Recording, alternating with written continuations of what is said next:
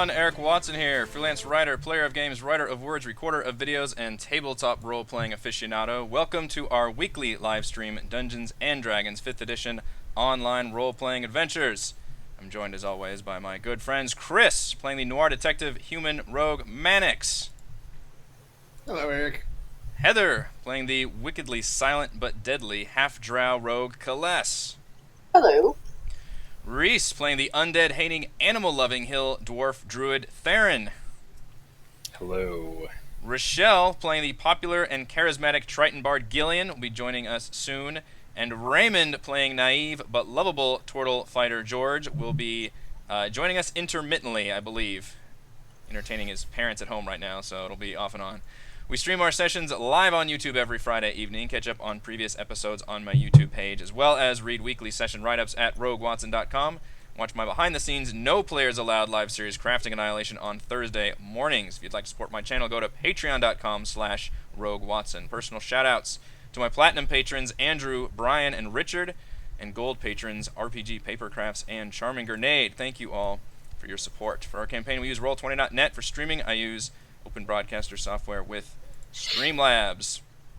Previously on Tomb of Annihilation.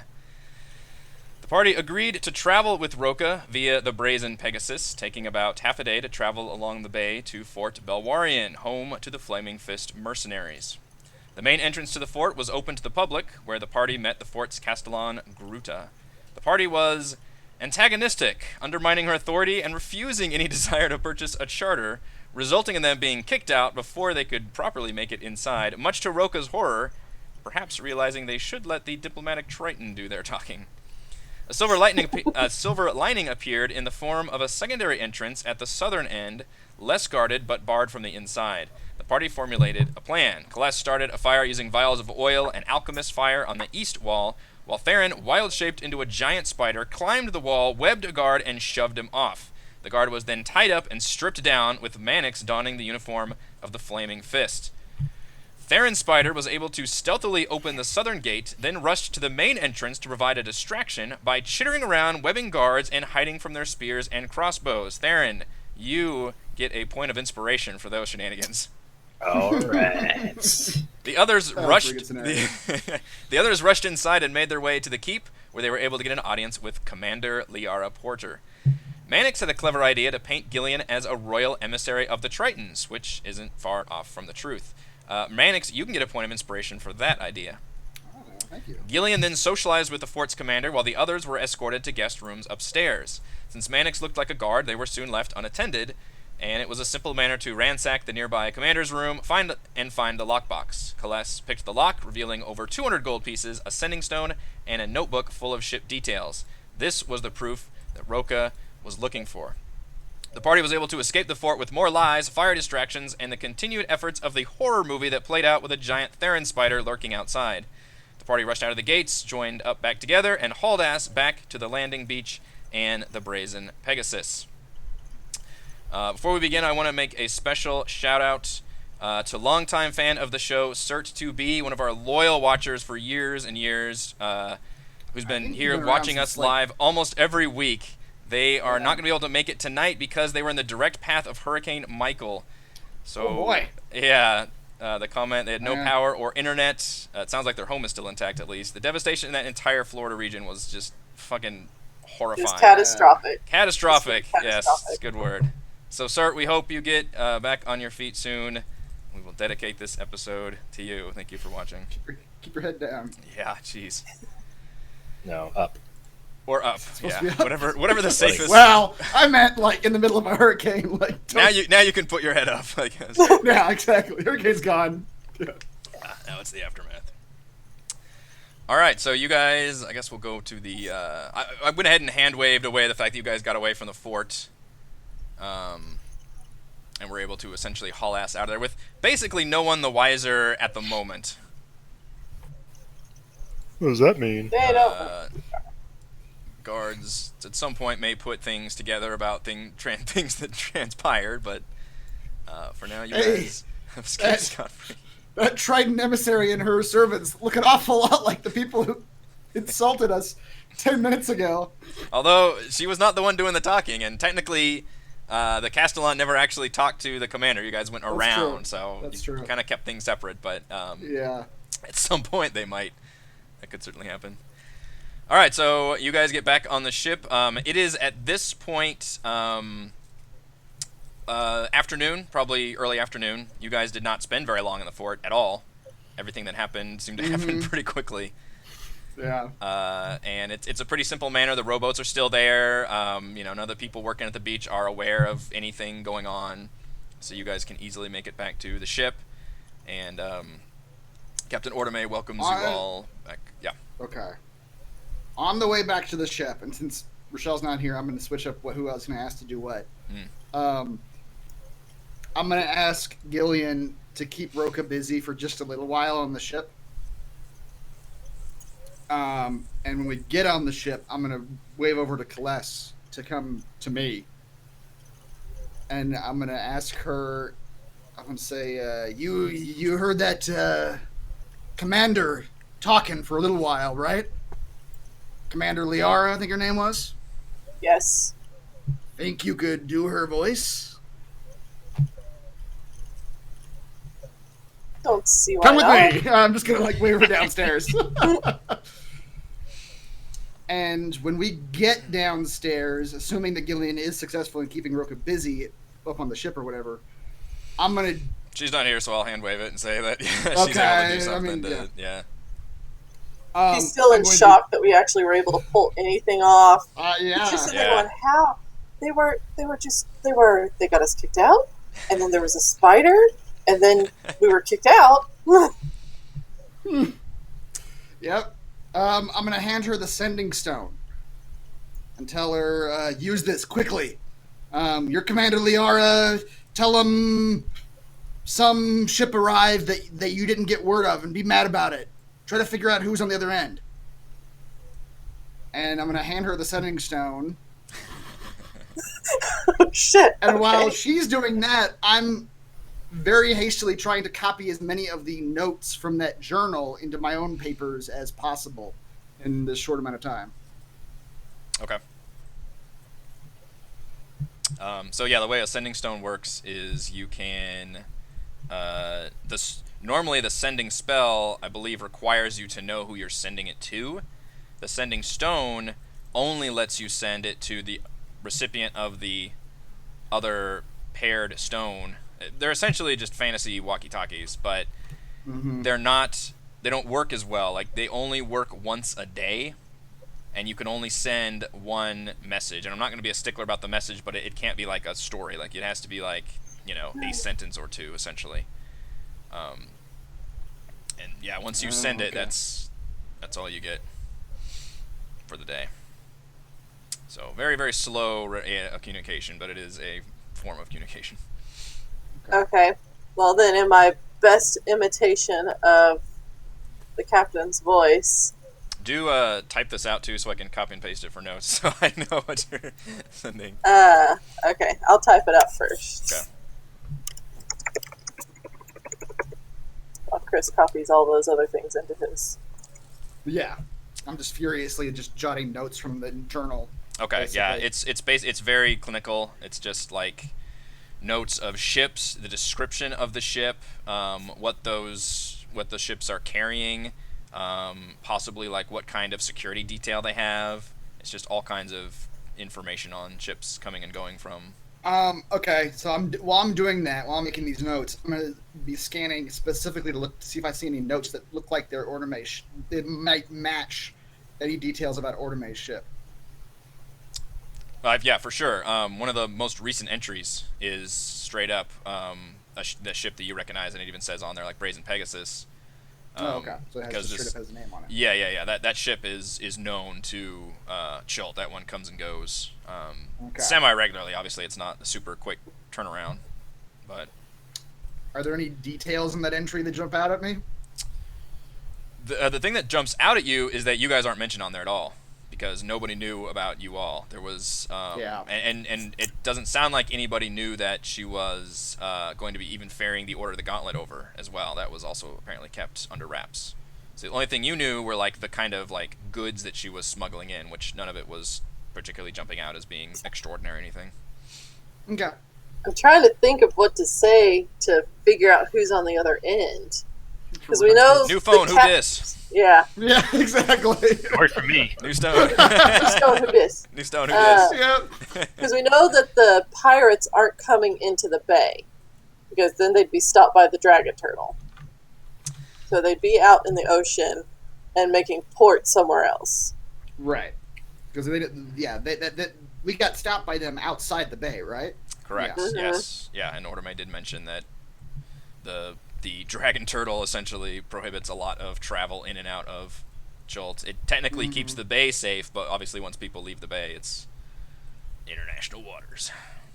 So I'm trying to figure out what to say, so that way we could try to figure out who's on the other end.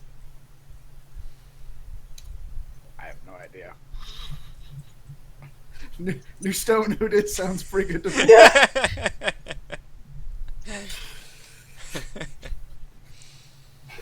I know this is a sending stone. I'll give it back to you for a reward if you tell me who's on the other end. Lost and found. Yeah. I found the sending stone. If you want it back, Don't have GPS. I've got yeah. your wallet. I'll keep all the cash Yeah. as a finder's fee and give it back to you. It was strangely empty of money. do that. Just offer it back. Tell them you got their sending stone, and offer it back to them if they can tell you who they are. That kind of defeats the purpose of pretending to be the. Well, at that point, you don't need to pretend. Yeah. Yeah. Is this message like an audio message? Like they're gonna hear it? It's like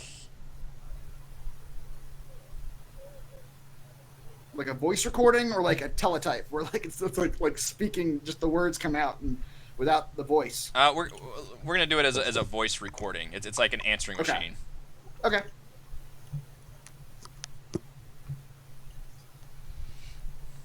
Because we know it's the pirates. We just don't know which pirate, Hello, Rochelle. if I'm remembering correctly. Oh. Hi. Can you see and hear Sorry, everyone? someone was. I can. Is Raymond here? No. No. Then Yeah. I can see and hear Okay. everyone. Excellent. I think Raymond will be coming and going throughout the night. What's going on? You're distracting Roka while we use the sending stone to try to figure out who's on the other end. So you guys you've gotten back to the ship from Fort Belwarian, Yeah. and you are choosing how to deal with the sending stone that you found. Also, I believe that Celeste still has all the money from Yep. the We got- giant payout that you guys got. Which we haven't. Which the reason she kept it all because we were going to negotiate with Roka how we split it versus. Oh, that's right. Because Okay. he said he Yeah. would give us all the money if we give him the stone and the journal, and we decided we'd deal with that later. And then I told him he couldn't have shit until we got back. Yeah. Tell whoever it is, just send some message along the lines of like your men screwed up, someone got through that you didn't tell us about.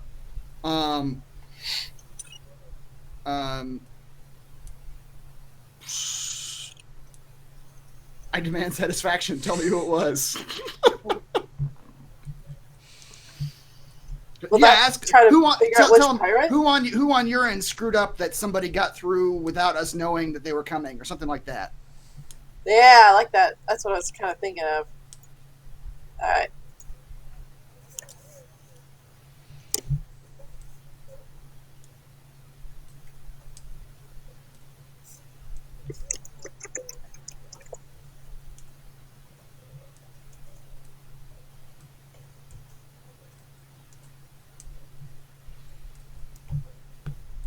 Are you trying to? How about if I say like who screwed up? A ship was able to get through that wasn't on the ledger, that was filled with gold. That sounds good to me. Now my coffers are light. Yeah. I want answers. That's great. And you're doing this in Commander Liara's voice, Mhm. as well as you heard it. All right, that was my question. When you send the message, go ahead and roll a deception check to mimic the commander's voice.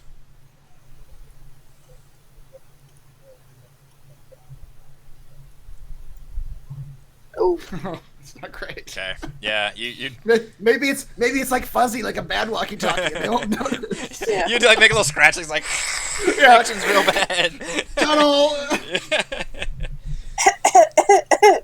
I've got a I'm cold. sick.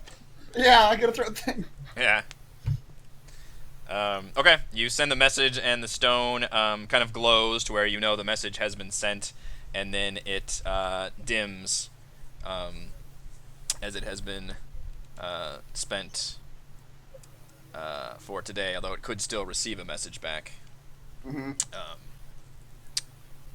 For the moment, nothing happens. Okay. And Roka at this point is like, hey, it's... And actually, you know what, with Gillian, he's Actually, like... you know what I'm gonna do? Yeah. If Roka, me and Celeste are gonna, Celeste, let me know if you're not okay with this plan. Me and I like Celeste where are gonna this is stay in that going. room. Me and Celeste are gonna stay in that room where we were doing all this shit. And if we hear Roka coming down the stairs, we're gonna make loud sex noises on the walls, Oh, just to get him to like go away. Loud I'm down. sex noises. I am down. oh. That escalated quickly. And if he like knocks on the door, like I'll just like open it just a little bit and be like, "What do you want? I'm busy." I'm naked, can't you see? Just to buy his Splashes time some water in his case- face, get the sweat going. Yeah, exactly. Yeah. Slap Alright. it, get all red in the face. All of that 100% happens. Roka comes by, knocks on the door, he sees that, and I'm like, all right. Poor Michelle. She's really regretting joining right about now. Yeah. I just don't really want to hear anyone act this out. Is all. Right. Yeah. I don't need that from any of you. Any of us. Roka waggles his Including my eyebrows husband. at you and kind of nods and closes the door. He's like, all right, I'll take care of this later. Yeah, I'll yell as he's leaving. I'm like, "We'll talk at the end." And as I'm shutting the door. Roka sighs. He's a complete gentleman with Gillian, though. He's like Mr. Charming and chivalrous and all that, which you would not expect from a very roguish-looking, rakish figure. He's all like, you're... He doesn't say, like, your majesty, but...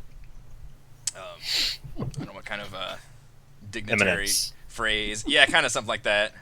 Just very respectful and thanks you for essentially letting all this happen in terms of talking to the commander while they were able to ransack her quarters. Thank you for saving my ass. Yep. And at some point there, and he comes up to you and just like shakes your hand. I don't know if you're cool with that, but Which one? I have several. I'm still a spider. So that was some real fancy, quick thinking there. It's very handy we had you along. Yeah, it sure was. I'm a very fancy lad. Thank you. Move along. He nods. All right. By the time you guys arrive back in Port Nine Zaru, it is evening time. It took about half a day to get there. You guys spent, maybe just an hour or two at the fort, if that, and then it is definitely evening by the time you get back to the harbor. Okay. At that point, kind of once you all start grouping up and meeting on the deck as you pull in, and Ordomay just kind of waves to the... And all that time, the sending stone hasn't gone back off again? When you guys arrive, before you come up, you guys do get a message back that comes in. And this can be while you two are still in the room. Mm-hmm. And the message says, and again, this is a recording, so you hear the voice, says, "You didn't say the magic word. You're not Liara. You best be putting this stone back before she whips your hide." That is not a voice you have heard before. Okay. When can I send another message back? We don't recognize Every day? this. Yeah, it's once per day. Okay. We're gonna Rennick's gonna say we do really need to give the stone to Roka. It was part of the deal, right? We're gonna keep the money. At this point, this is coming up, so you guys can you get that message back. That's all you get, and like I said, it's a once per day, so it's not a back and forth constant. And And now she kind of, Ortome just kind of calls everybody up to the deck. You guys have pulled into the dock at this point. And Roka is kind of looking at you all expectantly, saying, like, well, as I said, I trust you did what you needed to do below deck, but now it's business time. And It was business time. Yeah, business time is over. Hey, aren't Mannix and Theron supposed to be a thing? Yep. In fact, he tells Rogan, don't tell Theron. Look, this doesn't involve him. Whatever you do, whatever's going on, this is only business. Now, we're not friends here, although I respect you all. This was a job. And the job was for us, my organization, to get a hold of any evidence. And this, and he definitely points out the stone in the notebook, is the smoking gun that we need to get leverage over the Flaming Fist here in the city. Now, you all got a pretty nice payday, and I'm willing to give you even more on top of that. As I said, it's 50 gold, and I've got the free services of those Tabaxi scouts. They know their way around the jungle pretty well, and they won't cost you a dime. I'll hand over the journal, then I'll just look at Celeste sort of expectantly and seeing how she handles it. Single eyebrow goes up. He's like, what are your thoughts or relationship with these pirates of Chilt, if I may ask? They robbed us. That's where our relationship started. So not a great place. We'll say that we don't like organized crime that's outside of our organization, if you know what I mean. It's not good for business, not good for people. So, maybe we end up helping each other. Do I get any intel on these pirates? Maybe we don't have the numbers of the crew here in the Chilt to take care of it. Maybe I turn to my associates that I worked with so successfully at Fort Belwarian. And you all can be getting another job, possibly, if I get some leads. Maybe. Glass, the stone. I'll toss it to him. A lot of money. We need the money. He nods. I need the money. Got gambling to do tomorrow. I need money so bad. He nods respectfully to you all and says, I appreciate that. And he kind of motions you all over. You all step onto the docks. Ortome just kind of waves and just kind of nods at you all. Bye. Yeah. As you all step off, he takes a few steps kind of onto the, from the dock onto the streets of the harbor, and he gives a series of hand gestures which only Kaless and Mannix recognize as thieves can't. And you all and you two recognize the signals for stand down and all is well. And can I see who he's communicating with? You all pretty much hear the uncocking of crossbows and some shufflings of things and then around the various warehouses and buildings of the harbor. And a figure comes out in a cowl and everything and hands a bag to Roka, and Roka nods at him and hands off the stone in the notebook, and he turns around to you all and hands out this bag of 50 gold. 50 gold. Says, it's a pleasure doing business with you. We will, of course, stay in touch if we need to. If you want the services of the Tabaxi, they will be hanging around the Thundering Inn at your beck and call. Thundering Lizard Inn at your beck and call. Great. Cannon Damn fire. it. I was going to try to pickpocket Roka and get the stone back. There's a lot of crossbows pointing. Not anymore, there aren't. Yeah, you. I'm not gonna make you roll perception or anything, but you think you see several shadowy figures kind of moving around the area. And otherwise, he bids you all farewell and walks off into the night. Yeah, and right. you guys can divide that up. So that's a total of 270 gold then. Holy guacamole. What idiot DM gave you that much money? So what is 270 divided by 5? Ugh. That's what a calculator's for. Oops.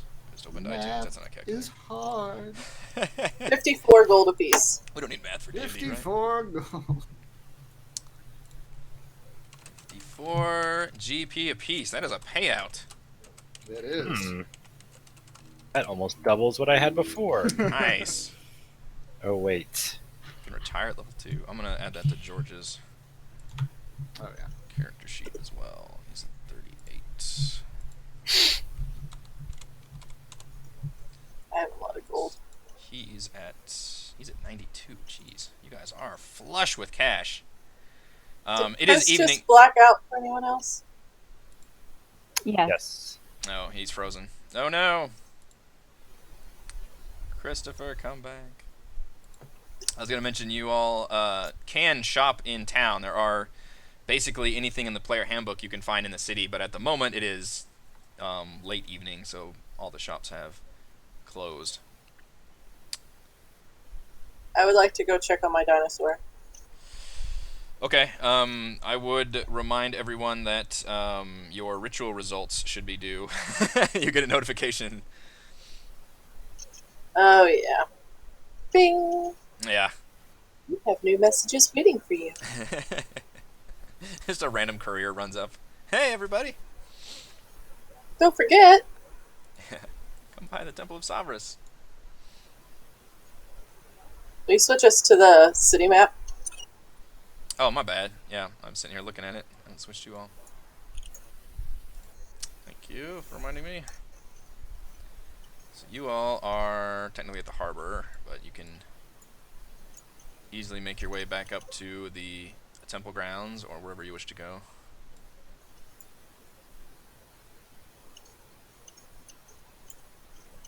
Chris is just frozen for me. I can try reconnecting. I'm sure his internet crapped out. Yeah. Yep. There he is. There he is. There he is. You all just froze Were for me. you- Like nothing happened with my internet. Just all of your pictures froze for me. That's better than you like simultaneously. talking to yourself for a while and not realizing. Yeah. We can just go to the Temple of Savras. I can check on the dinosaur in the morning. Okay. So yeah, by now the way is quite familiar. You guys have been there twice at this point. Make your way back up to the hill and up to the nice area of Port Nine Zaru. And it is late in the evening, but the temple is still open. You walk in and it's still pretty empty in there. You do find Grandfather Zatembe in a back room. He's just staring up at the ceiling, and his eyes are just open but glassy. But as you kind of get near, he actually jolts awake. But you see that he's like covered in sweat and just kind of looks like uneasy. I would like to hide in the back of the room in shadows. Okay. Ah, there you are. I'm sorry. The ritual can take a toll. I asked much of Savras this time. Some of what he shown me was unsettling. And I'm just going to go through them one at a time. So for Artist Simber, he says, for Mr. Simber, your father-in-law, was it? And he kind of looks at you like weirdly, like he knows you're kind of full of shit. Yeah, like, I don't even remember, to be honest with you. Yeah, he Sure, probably could have yeah. said anything, and he'd be like, "Yeah, Brother. sure." Like, your brother was it? Like, yeah, that's Yeah, it. that's right. Yeah. That was days ago. I forget what I said then. I'm gonna reconnect because your audio is not matched with your video. You're fine to me. Yeah. Yeah. No, still laggy for me. Oh well.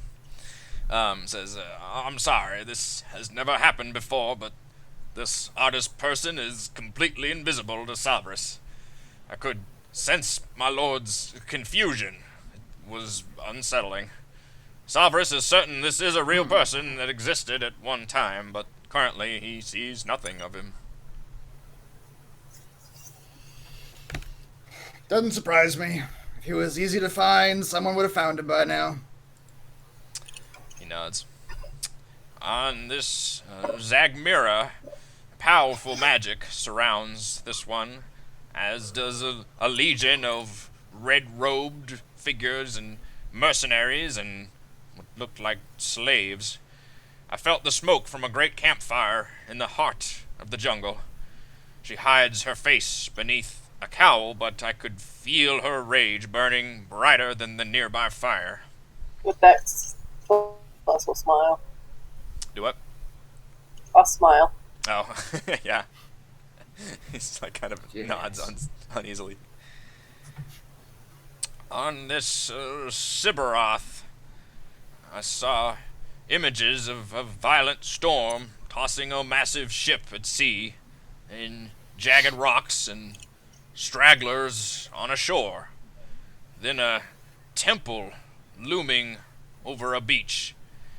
I tried to go inside, but bombarded with feelings of sorrow, regret, fear, longing, and then the wrath of a goddess, all emanating to the southwest.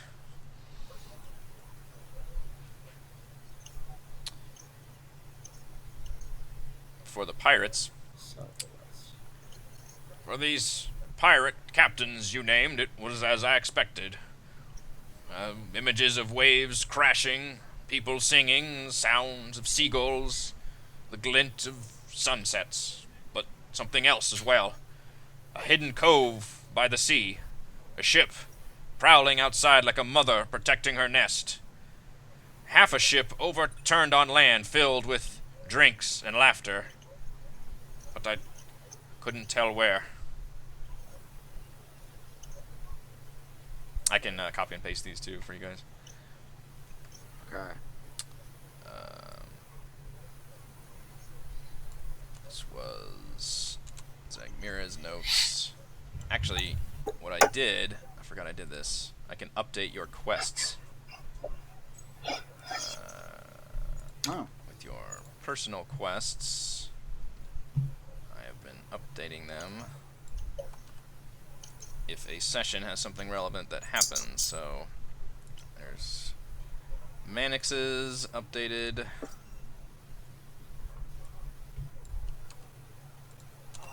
There's Coalesce updated.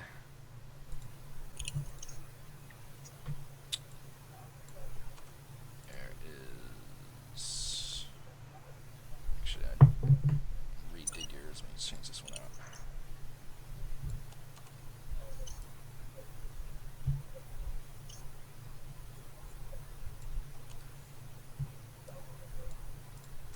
While you're in the quest thing, is that help Roka infiltrate Fort Belwarian quest done? It is, yeah, sorry. I will move that to completed. You finally complete. Well, I guess you completed that in NetQuest too. Yeah. Yes, that one will officially be completed and move to the completed section. Second completed quest of the adventure. Alright, so I updated Nice. 3 of your player quests, and then the Hunt Pirates one gets updated. Sort of. You don't really learn a location from that one. And then the final one is on the Soulmonger / Serac. It says, at this, he visibly sweats even worse, and he kind of looks like really straight up worried. It says, for this Soulmonger, I saw a city far to the south, enclosed by cliffs and crawling with snakes. Savras pointed me to a black obelisk draped in vines, but then a figure approached from the corner of my vision. A skeletal hand reached out. I felt pain course through my soul. When I awoke, I realized I had been screaming aloud in the temple. I'm sorry. I've never felt such evil before. That will update your main quest. All right. Had to be a city covered in snakes. Had to be. Alright, so just to give you a heads up, Oh. this is how I'm updating them, basically just adding the literally like what session you found it and kind of notes on Session 7. what went down, yeah. In case anything happens that is particularly relevant to any of your quest notes. This is your journal has been updated, part of the adventure. Going around turning in quests and getting new quests. Yeah.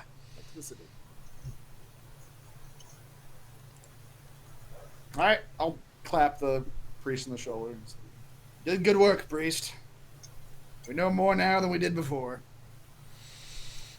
He nods solemnly and says, I hope this was of some help. I fear you are all might be in some grave danger.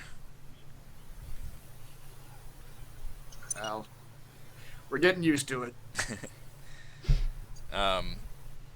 As you guys kind of turn away from him, Annette actually runs up to you all. The woman you saved from that zombie torture chamber. The young priestess. She looks healthier, but still kind of a bit haggard, as if she didn't get much sleep. And she turns to Zatembe and says, Grandfather, Savrus spoke to me last night. He sent me visions. Figures draped in blood-red robes, pouring out of a great floating rock in the heart of the jungle. I'm not sure how I knew this, but they were all heading south. Zatembe looks alarmed, like he shoots his eyebrows up. It's like, that floating rock, that must be the heart of Ubtao. Said to be the petrified heart of the god of Chult, a most sacred place. I believe it's located somewhere in or around the Eldani Basin, in the middle of the jungle. And it says, My lord's voice was clear. These 5, and she points to all of you, have been marked as figures of great importance. In the vision they shone brightly against the darkness. I am to accompany them on their journey. Now wait a minute. You only just returned to us from a harrowing ordeal, and with this death curse upon us, we need every helping hand we can spare. It is Savrus's will, grandfather. She turns to you all and just has like a fierce determination in her eyes. We will journey through the jungle together, investigate these red-robed figures, and rid the world of this death curse, yes? Huzzah! All right. That was a rousing speech. I'm fired up. Killing his soul. She's like, yeah, let's do it. I'm ready to go right now. So she's just like a little priest kid, right? Yes, from what you understand, she looks like a... I mean, you're not sure what her power level is, but she appears young. I just realized what you said. Priest and kid together, yeah. So, but like from yeah. what we can tell, she doesn't exhibit any kind of like martial skill or anything like that, right? Yeah. Does she have any way of surviving in the jungle? You can roll insight on her, or you could just talk to her. Or I was just gonna come up behind her and put the point of my sword to her back to see how she reacts. Oh my god. Oh dear. Are you really gonna do Okay, that? that's one way to test them as Yes. Okay. Yes, I am. I'm not gonna use my sword. I'll use my dagger. Okay. Just like out of the blue, I'm just behind her with the dagger just to see how she reacts. She straightens like perfectly thin, like a deer caught in headlights. She's like, "Oh my, yes, this is exactly the kind of power that can end this terrible death curse. It's gonna take all of you working together." I don't think that was the lesson Celeste was That's a trying to weird impart. reaction. I mean, Yeah. she appeared nervous how you would expect, but also she's just kind of like a fangirl right now. Like, Yeah. just kind of impressed with you all. Yeah. So that was So cool that Celeste like snuck up behind her. Yeah. She's like, oh, I get to see her in action. so with that, I think the I'm just point she gonna- was trying to make. yeah, I'm just gonna look at her and be like, "You're not ready for the jungle." She's like, no, I'm not. That's why I have to go with you all. No, you don't. Because we will not guarantee you come back alive. My life is not what's important here. What's important is that we have to stop this evil threat. Can I feed her to an alligator? I'll So tell Tempe's you, like, listen, no. if you're ready to die out in the jungle, September's like, That's on you. absolutely not. This is ridiculous. You cannot go out there. I'm on Gramps' side. she wants to die in the jungle. She can die in the jungle. Whether that's next to us or he off kind on of her glares own. at you, Mannix, for that, and he's like, now you be taking care of her if she goes out there. She goes out there. She's going out there on her own accord. Tempe sighs. We'll do our best to take care of her, but she might die. He sighs like, it is not in my place to question a great Lord Sovereign. Who he chooses as his avatars is, of course, his will. Maybe this is the right decision after all. I don't like it, but you all have proven yourselves to be What? stalwart.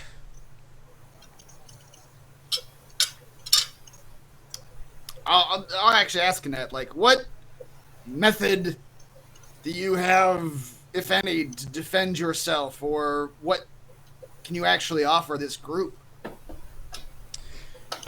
She says that she is. Your cheery My spirit. unwilling and undying love for Savris. She says that she is a priestess, so she knows some divine magic.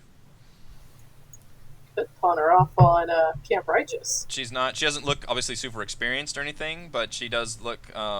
She says that she has been trained in like rudimentary, clerical spells, basically. Oh, what's her name would like in a little assistant, I bet. We're about to have like a fucking entourage going out into the jungle. Now that I'm thinking about it, if this chick comes along and we have Undril, the orc paladin, We're and if we bring both basically those cat people with us, so just kind of and the lady, the actual guide that we wanted to hire, what's her name? like Zaka? Is that what yeah. her name? something like that. Forget. Yeah. Just kind of like I mean, there's power in numbers. That's gonna make Yeah, I suppose gonna so. make it less likely for people to want to mess with us. well, and presumably. Yeah. we have a lot of red shirts, so Now you're thinking like a DM. I was also thinking like We're like, all right, Annette, come basically- with us. We're gonna issue your red shirt. Yeah. There you go. we're basically leaving for the jungle in like 2 days, right? Roughly after the That's dinosaur true. Yeah, racing. we're not doing it tomorrow. So tell the girl we're leaving in 4 days and we're already gone. Why do you hate this girl so much? What did she do to She's- you? I don't hate her. She's just gonna get herself killed. Oh. Gillian, how are you reacting I'm to all this right girl? with that. Gillian got fired up. Look at me. She inspires me. She- No, I want I to do too. I'm on board with it. I think she's clearly just trying to do the right thing like all of us, so why not let her come along and help us out and learn from us? She seems to kind of swell up at that and kind of naturally gravitates towards you, Gillian. Says, I promise I will do my best to aid you all and certainly not be a burden. Too late.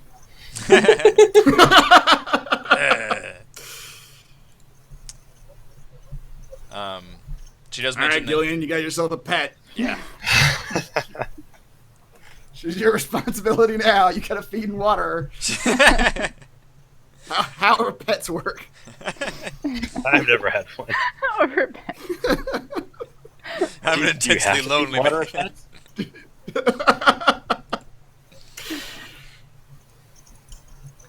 All right, she mentioned that she will continue to stay at the temple. Obviously, this is like night at this point, so she asks you all when you're heading out into the jungle and where she can meet you all.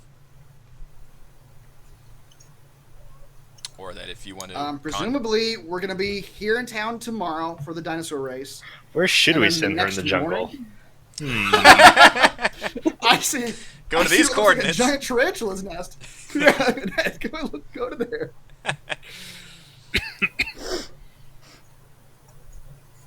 I mean, morning after next at the inn. Okay, yeah. She mentions that the race day is a big, like, basically a holiday in the entire city.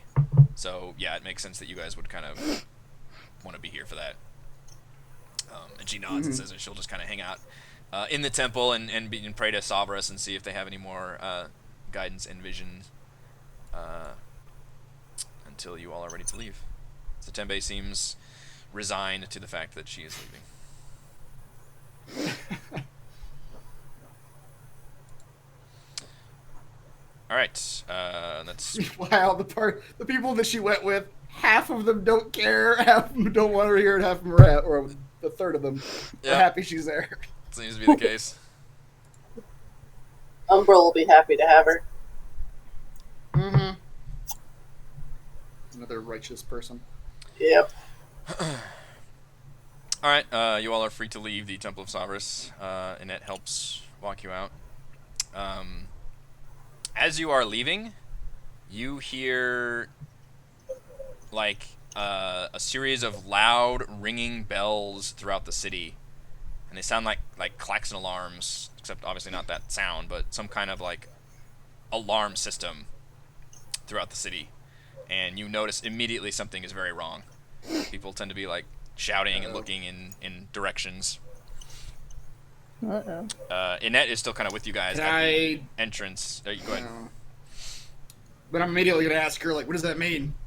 She's like, that's a citywide alarm. There's danger. Something must be attacking the city or something. Time to prove your worth, Annette. Yeah. Yeah, this is a good test. If you want to survive in the jungle, let's see how you do with whatever the hell this is. On your own.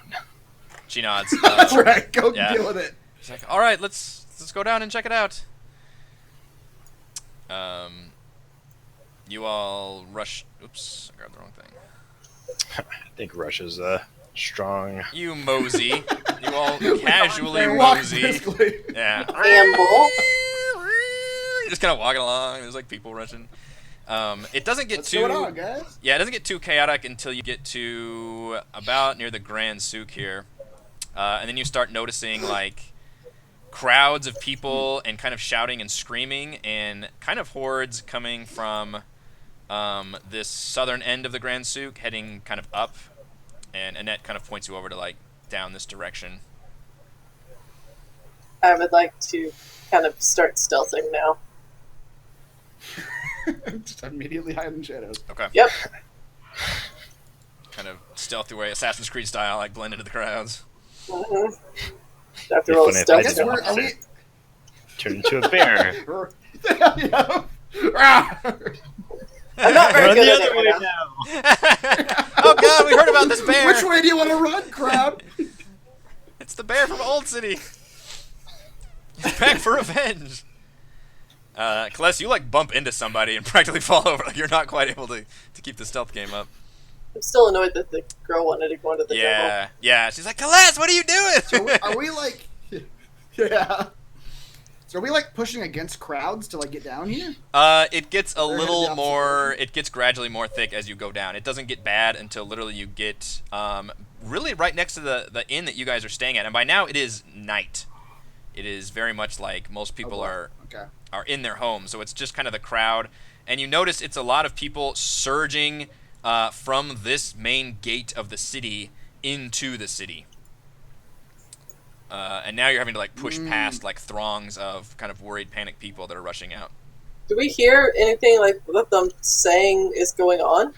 Yeah, a lot of people are screaming, saying, the dead are attacking! They're crawling from the jungle! And everything to that effect. More zombies. When you guys get near the gate, you actually see a lot of guards lined up at the gate, and they've got like... they're essentially in trying to close the doors shut while there are still people trying to get into the city. Okay. And there are I'll people kinda on go the up to 'em and inside of say, the city that are saying, some people are saying, get the door shut, get the door shut, and other people are saying, no, my so-and-so's still on the other side. My grandmother. She doesn't walk fast. Mm-hmm. I'll go up to the guards and say, what's out there? Have you seen it? The guards shake and say, oh no, apparently it's some undead just came surging out of the jungle, a whole horde of them, attacking the Melar's throat out there, and our job is here to protect the city. We gotta get these gates shut. Until you know the threat's on you, you don't. There's still people coming in. He kind of grunts. Once you see whatever these creatures are, for all you know, this is just an overblown panic attack. Panicked people can still do some damage.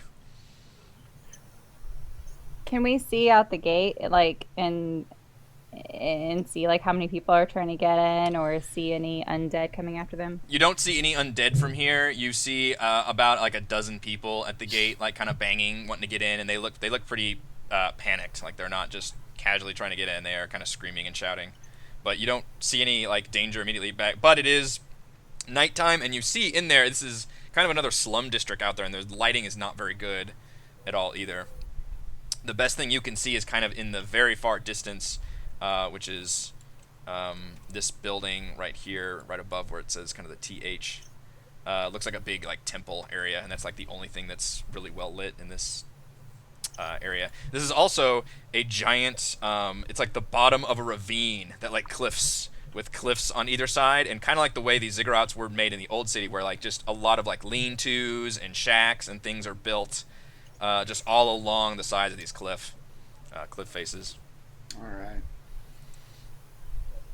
Can I see anything? Want to save people? Yeah, I mean, you all with dark vision can see a little better, but you can't see anything from your current position in terms of hostile threats. I'll just look at Mannix and shake my head. I'm just going to talk to the people who appear to be in charge and just say that this is preposterous. You can't possibly just leave these people out there. Let them in. One of them like turns and glares at you and says, "Look, lady, our job. You see these walls? This is our best defense. When things come out of the jungle and attack, this is what we do. We close the gates. We get on the walls. We defend anything that's to the city. Everybody out there, they know how this works." One of the other guards kind of looks a little like nervous about it and says, yeah. Threat's not here yet, friends. Well, that's good. We'll be ready for it. You want these gates closed when that threat comes in here. And Net's kind of like, come on, let's just get out there. We'll see what's going on. Can we actually leave? Are the gates like closed, or can we actually get out of them right now?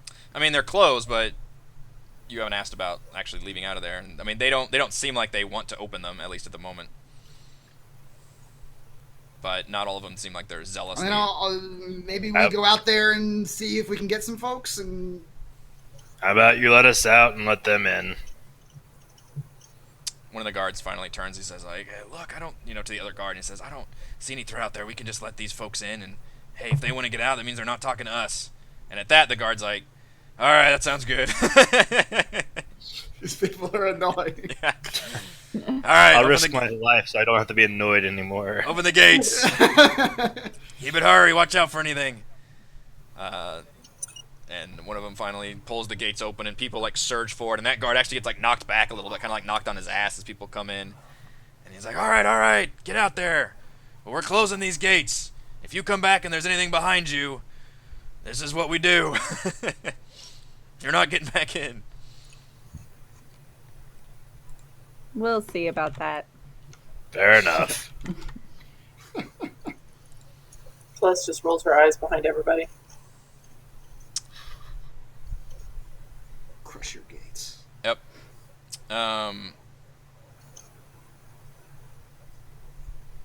So yeah, you guys step into the slum district known as Malar's Throat. A deep ravine cuts through the middle of it with kind of tents and shacks clinging to the cliff edges, I mentioned. And the large temple is dominated in the middle, and you just kind of naturally gravitate towards that direction. As you walk, there are like a few stragglers like kind of rushing and screaming and shouting, but you don't really see any threat until you get within a decent enough distance. I switched to the map. How far is that distance? From the temple, which is your main light source. Now, it is nighttime. What is the lighting situation that you guys want to use? I was use my dark vision. You're about 60, 70 feet away from the temple. And you can see by the light of the temple at this point, people are shouting and screaming. And once you get within about 60 feet, you kind of like turn a corner and go down an alley. Again, there's just kind of these shacks and buildings everywhere, pretty small and clustered together. You see like people kind of falling over and shouting, and then you see in the distance like a skeleton like raise its sword and like slash at somebody. And then a zombie like shuffles up out of another building and like reaches out to try to grab somebody as they're running. Sorry, what was the? Yeah, some of you have dark vision. At that but... point, once I see that like we're genuinely like there's, yeah. Once there's danger imminent, I will open up. What do I have? A hooded lantern, I think. Well, Gillian's doing light. That'll be fine. I'm not gonna do anything. Okay. How much light does that give? Okay, it's like a torch, basically. I'm casting this on my bagpipes. The holiest of bagpipes. Blowing bagpipes. Lay us in the battle. Death March. Dun dun dun dun dun dun. What's the death march? All right, you are on the right side of the screen, and I'm going to need to open the initiative tracker. All right.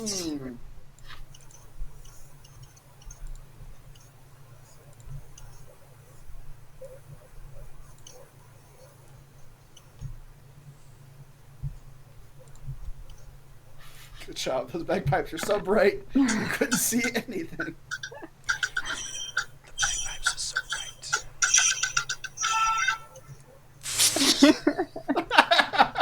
Is that our Those aren't bagpipes. into battle? The Star Wars Imperial March played on bagpipes. No, don't play that. I might get shut down from the stream. You'll just be muted for a while. Yeah, Oh, wait, exactly. this is YouTube. Was Never it? mind. It was the Stark Wars. Right, YouTube doesn't do that. They used to do that. Now they just demonetize your shit and lock it down. Sorry, I've got more things I have to. I also have to control. I texted Raymond to see. I was like, I could bring him, just take him out of this fight, but if he jumps in, then obviously he should be here. So. And I'd rather have the big warrior turtle. I in bet front you would. in this I battle, to be bet you honest. would. I do like Frontline. Weird. Yep. Okay, so he's just got home.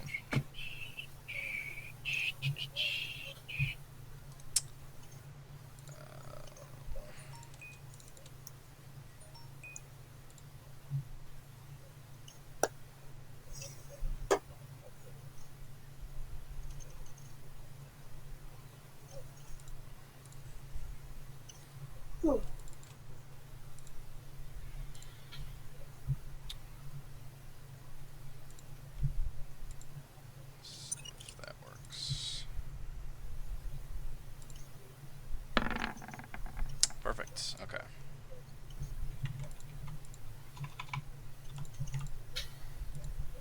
All right. What is our? Should I do one for the commoners? People? I'll just have them go at the end of the initiative. Hmm.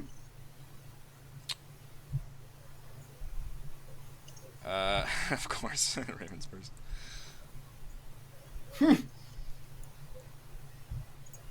He's safe his turn for the end.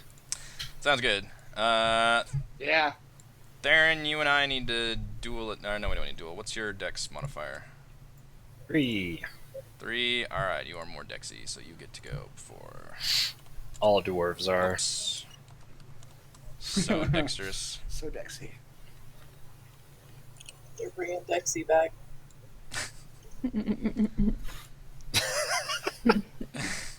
Theron! I should play some battle music here, don't I? Theron sees Undead, and he's going to dash forward. in a rage. Yeah, you see a number of people, and they're obviously it's initiative right now, so we're kind of pausing time and turn base, but they are like definitely like running and screaming from the undead. And he's gonna pop bear form. Bear form. Pop that bear form. All right, describe to me you running and then morphing into a bear as you charge. He just, like I said, he sees undead. He just goes into a rage, and just as he's charging forward, he starts running and then getting down on all fours while he's growing into a bear. He's just a dwarf on all fours for a while. It's real awkward looking. Yeah. And as soon as he gets to that citizen, he's a bear. Slavering. Well, that's a hell of a bear token. Yep. That's that. I updated your bear token, yeah. Nice. That's the blood of the innocents. Alright, I need to... Wait. Yeah. I'm gonna reroll and make this a 17.5, that'll just replace your thing.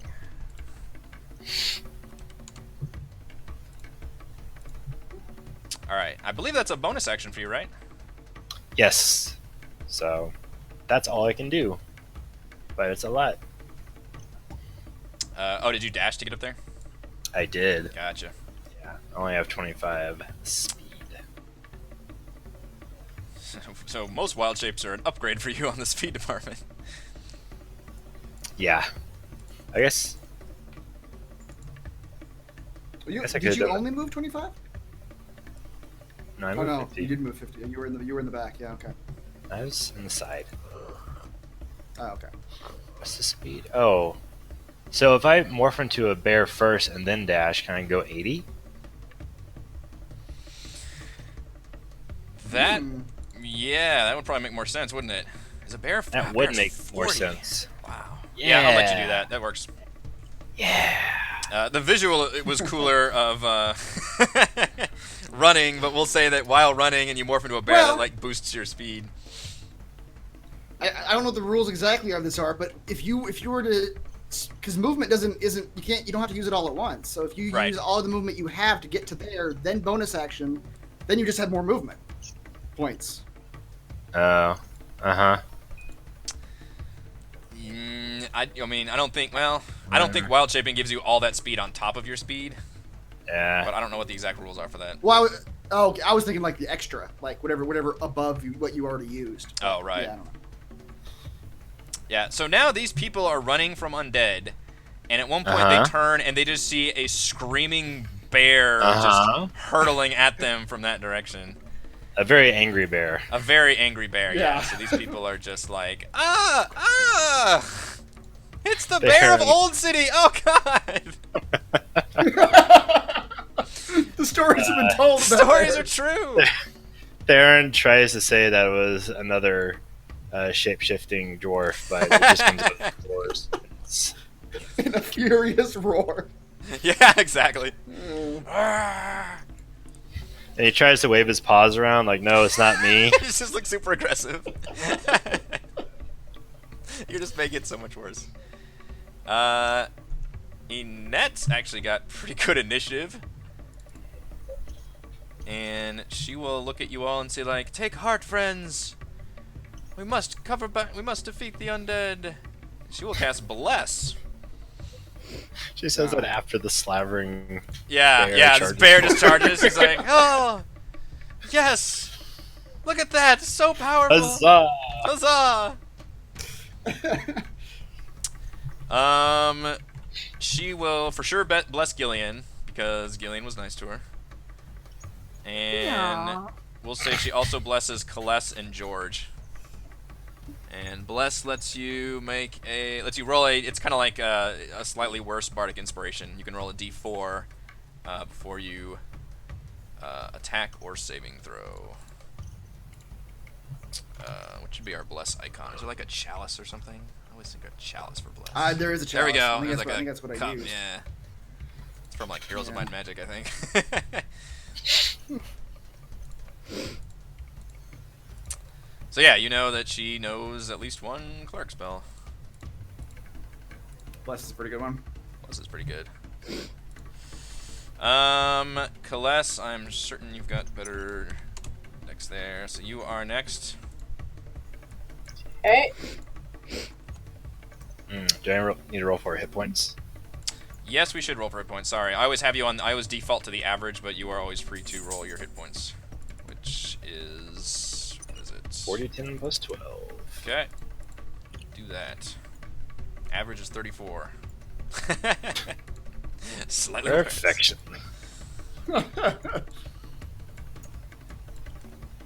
I guess I will.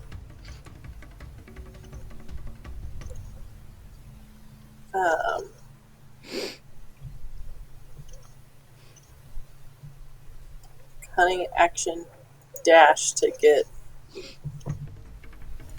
up to where some interestingness is. But as I do that and come around a corner, I want to try to find some place to kind of hide in. Okay, there are all of the like the buildings are pretty close together, but all of these are super darkened alleyways, so you could easily find any of these kind of spaces between buildings if you go to any of those spaces. Okay. And as long as you are out of line of sight of any enemy, you should be able to stealth. So that's 6.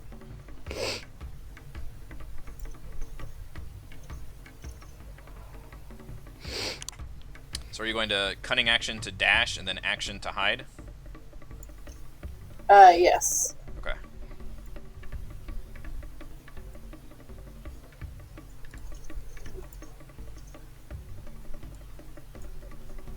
And then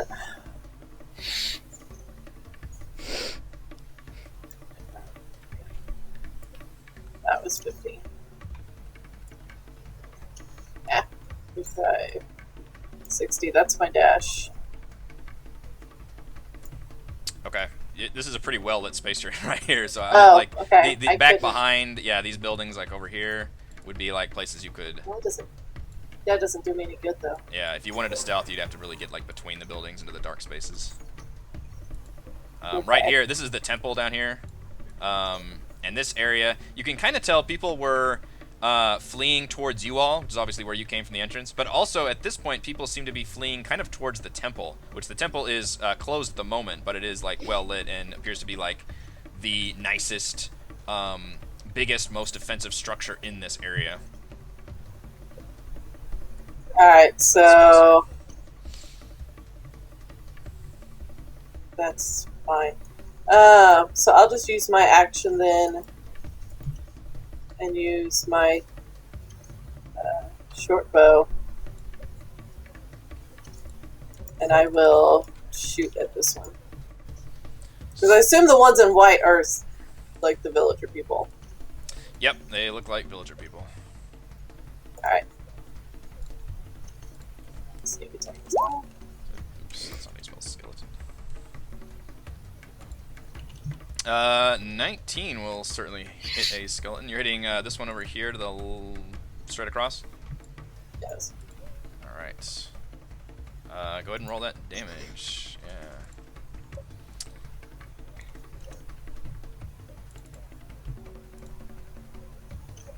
Okay. Yep. That arrow knocks into that skeleton and kind of knocks it back a little bit. Definitely takes some a few bones start rattling around in there. It's like kind of notices you. It was like literally in the middle of attacking somebody, and it kind of turns and notices a threat coming at it.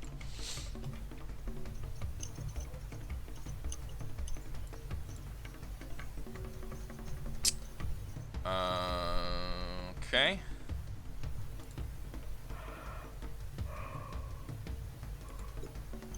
What do you guys see on the initiative tracker after Kaless?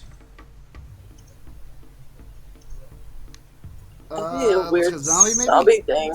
Or it's some monster, Okay, so you like can a see blue that. face, and I think, yeah. Okay, like yeah, this. you hear a noise as a slathering undead monster ambles out of the corner. Let's see. 5, 10, 15, 20, 25. Theron, you can see this this looks like a zombie, but like a feral zombie with long claws, and it just fucking runs at this person over here. I cannot see that.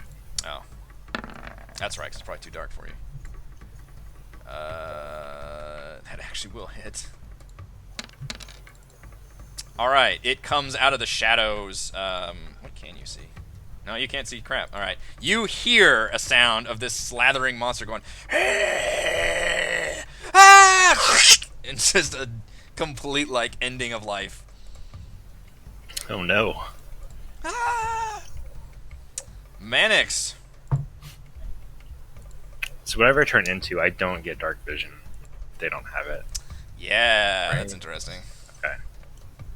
You've got the bear's eyeballs.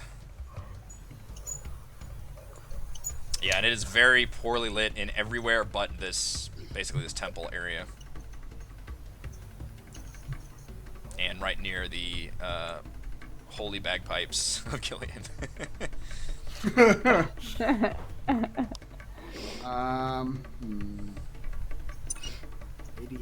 80. Okay. So I will go 5, 10, 15, 20, 25. When I step back into this alley, I'm going to use my cunning action to attempt to hide. Okay. As a bonus action. So I'm going to run up to that alleyway and press myself against the wall of the alley. Do I need to roll a stealth check, or you're just going to let me do it? Or how are you going to do it? It's hide. It says you should roll a stealth check. Roll a stealth check. This is the act of like you like trying to duck back into the alley without anybody noticing that you went back there. Right. Okay.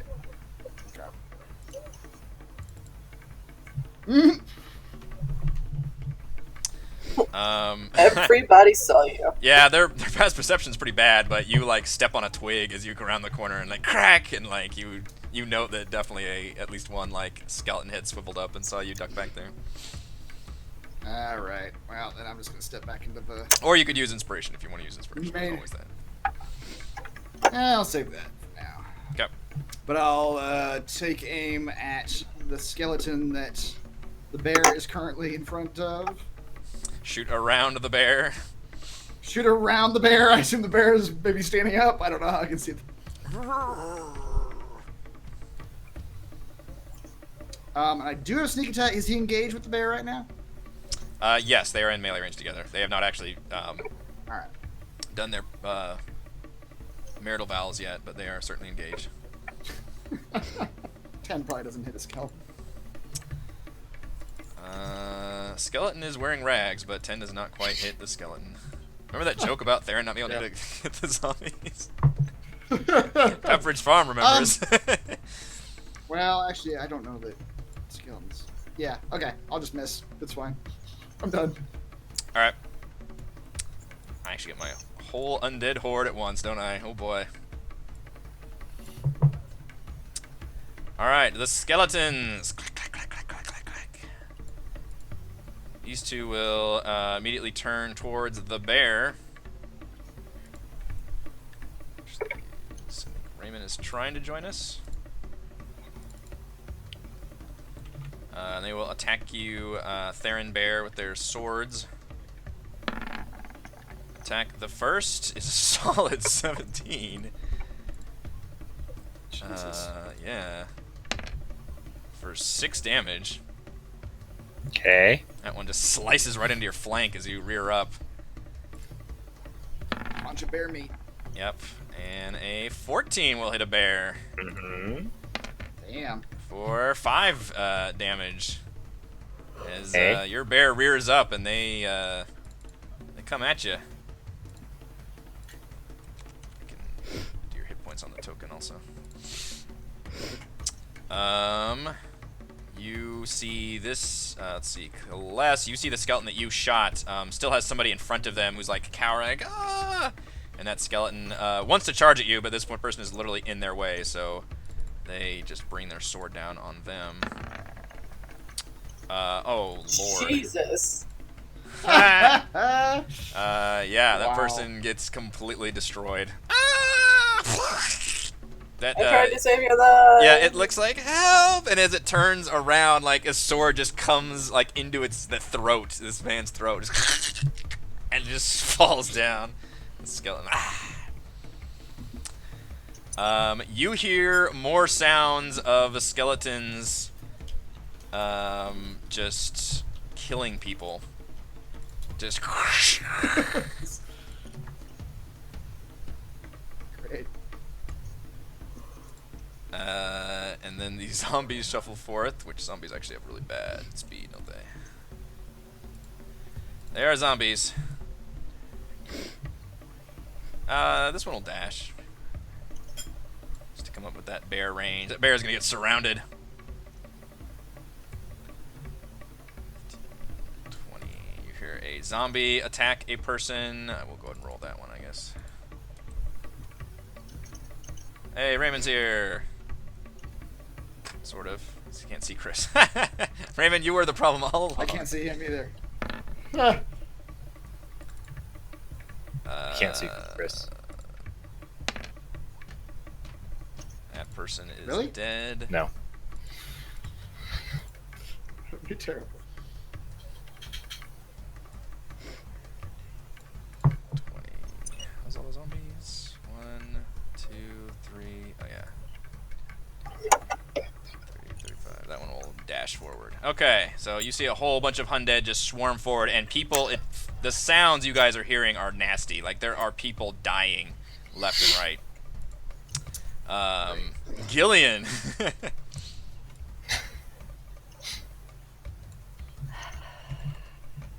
Okay. We're going to put George at 2 initiative so that he can go.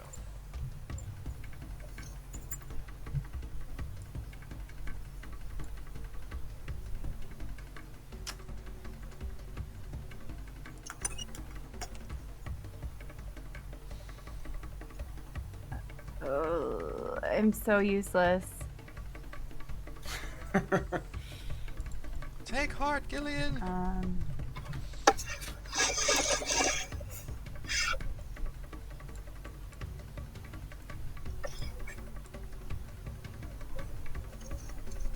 Oops.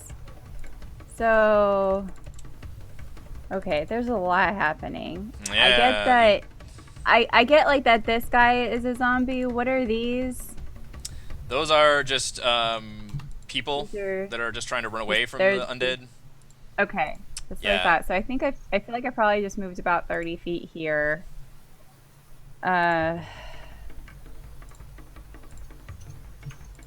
Oh, holy moly. Alright, so there's a picture of a skeleton in case you need a reminder. Thank you. They're pretty nasty. That one was pretty. Yeah, I got that. Always forget to use the handouts. Okay, and Thank you, teacher. And there's the zombie. You all have seen plenty of zombies before.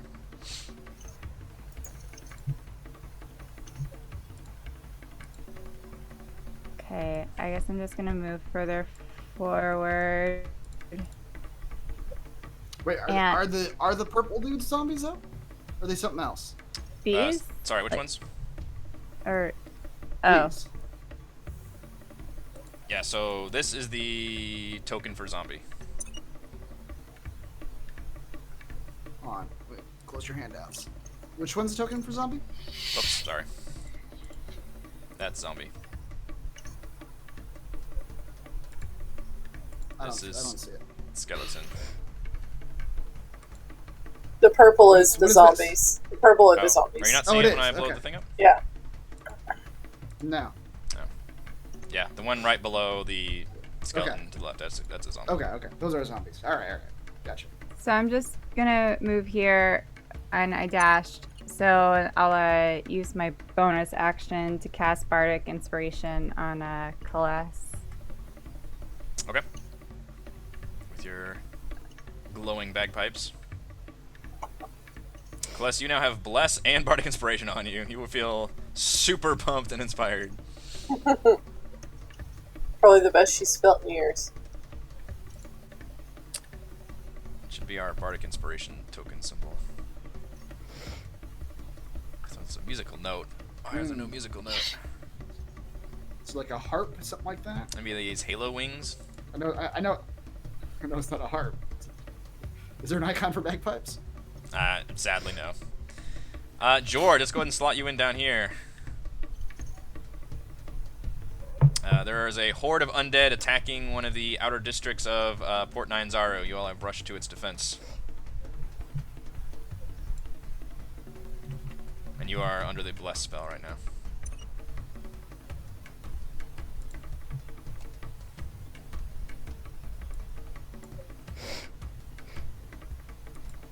Those are commoners.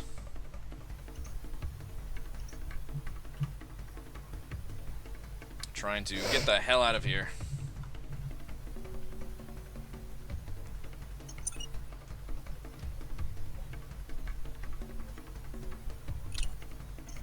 George, you come in and... Wait, you're... No, that's a person. You don't want to attack that. Correct, George. Those are people. Undead are over there. That is also a person. Alright, look. I don't... Why is that not... If I press Z, it should be blowing up these tokens for you guys. It's not. Alright, that's a shame. How do I... Well, here. This right next to the bear is what a zombie looks like. And then right above that is what a skeleton looks like.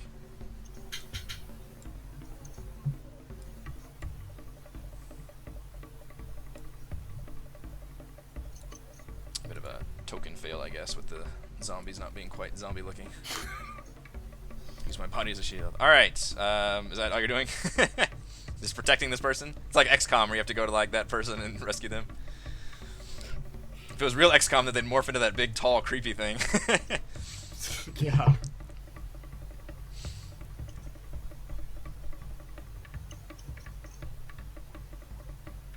Oh no, that poor person. Right. All right, George is muted for those of you like listening to the show instead of watching. So I'm deciphering what he's doing. All right, Theron. That's actually good because I can't see Raymond, so Okay. the text is useful. That's a bummer. Okay. This is an ongoing problem then. I mean, it may be a reconnect thing. I don't know if I reconnect if I'll lose everybody else. Though, I did notice ever since you froze and Where? got disconnected, everybody is like desynced from their voice for me. I can still see and hear everybody, Really? but it's all like a 2 or 3 second lag between what you say and then what I hear. Everyone's fine Weird. for me. Yeah, I reconnected a second ago Yeah, and me too. it's still jacked up, so I'll try it here.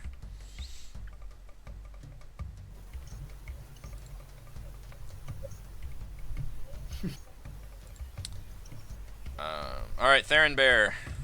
Alright, I will multi-attack the zombie. The zombie. Kill that zombie. Zombies have pretty bad AC, you know? It would be a shame if I missed. So I've heard. 16 will hit. For 11 There you damage. go. Boy. Now we're working with bear power. Yeah. Jeez. Alright, you... It seems like a particularly robust zombie. You fucking gorge the shit out of it, and it looks like it is just barely clinging. Although not enough for me to actually roll the literal undead fortitude, but... that zombie looks like it is almost completely destroyed. That's a lot of damage. Multi-attack with a 1d8 and a 2d6. Wow. Alright, I'm going to see if Wild Shape Heal is a bonus action or not. And if it is, I'm going to cast it. If not, whatever. But I'm going to look that up so you can go to the next person. Okay. That sounds good. I don't actually know the question of that either offhand. Inette is going to have to rush forward with you all. 5, 10, 15, 20, 25, As 30. she rushes past, I'm gonna whisper to her, "Heal the bear." She says, I have to get close to actually touch him to heal him, unfortunately. He rushed in so bravely and heroically. Okay. Let's Come see. and just show us what you can do. Yeah, she is actually in range. Oh, she doesn't have crap. Has sight. Okay, she is just in range of this top skeleton. So she will cast Sacred Flame.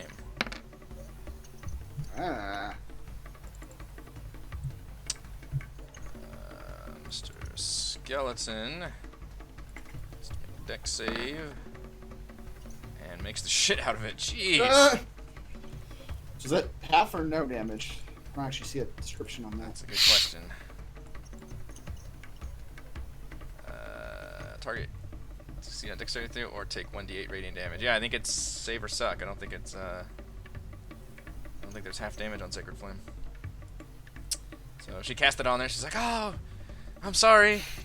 It's caught up in the moment, trying to help." It The is idea a is bonus solid. action. Okay, so Okay. you can heal as a bonus action. Oh, what is the? Oh, just went 1d8. Does that scale at some point? Nope. Just stay as 1d8 per spell level. Spell level. Okay. Jeez. So it's slightly worse than Cure Wounds, I think. That's just a bad roll. All right, you heal 2 with a bonus action. We go to Kaless. Okay.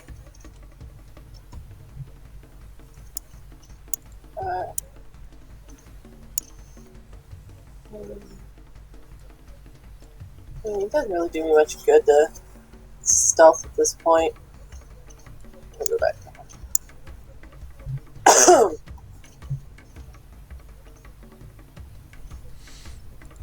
You are super blessed and inspired. I can get to here for 25. And because this guy is within 5 feet of an ally of mine, I get my sneak attack. Yes. This zombie looks particularly like almost destroyed completely. Like that bear just ravaged the crap out of it. 13 will hit. Yeah. 12 damage. 12 damage. Alright, let's try this Undead Fortitude on for size. It's DC 5 plus the damage taken, so it has to roll a 17. Nope. Not quite. Alright, you destroy. How do you destroy that zombie? I make him into a Y shape. Slink, slink, creep. So is that splitting him down the middle halfway? Then he kind of It's like that? Slice all the way through. Oh, you slice it. You slice a Y pattern in. Okay. Yeah. Ah, they're not sewing that back together. No. Theron roars with delight. You know what? I forgot to have the commoners get a round. So real quick, let's have these people have moved slightly. We'll say this. Where are you going? Be our fodder. This one rolls. We'll say this one gets away and it escapes. The skeleton is too busy fighting you. And We're mostly heroes. It's okay. these folks will begin to scatter. Ah! I'll tell him, run to the gate. Thank Tell you. him. These two are like Let pounding you on the in. door of the temple, like, please let us in, please. Okay. Anything more from Kaless? One second. Okay. Let's see. What can you see? All right, Kaless, you can just see out of the corner of your eye a slathering, just feral zombie moving way faster than you've ever seen that kind of creature move. Big sharp teeth coming out. 20, and it kind of barrels up here, rushing at you and the bear. And seeing as you just destroyed that zombie, it is going to fixate on you. Hey, that bear has a name. His name is Mr. Bear. Mr. Bear. Is there a Mrs. Bear? No. I'm so lonely. It will attempt to swipe at you with his claws. Why? I don't think 11 is going to do it, Hopefully though. an All 11 right. is not very good. Yeah. And this creature is a ghoul. Ooh. It looks With her- quite a Oh. bit nastier than the average zombie.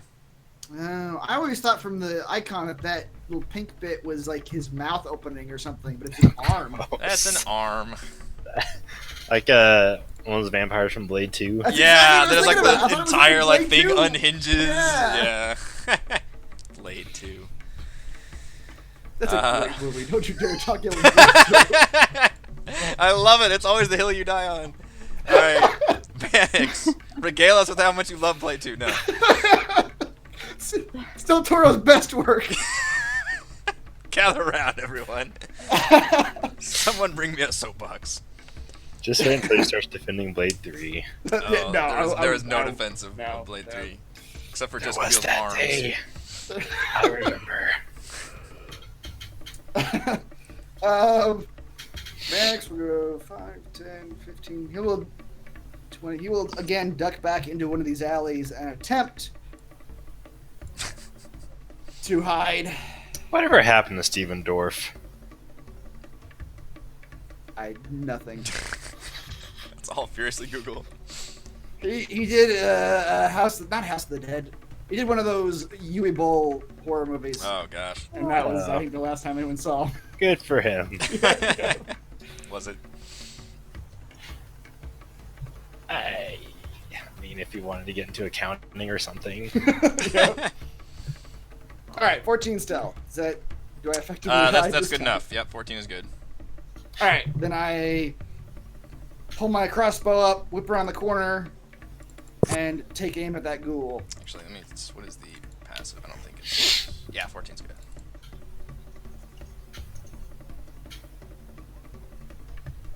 Ghoul, do you have a 13 AC? 13 will hit. Okay, good. I'm guessing 12. Yep. For 10 damage. 10 damage. That's pretty damn solid. This rogue is getting their sneak attacks in.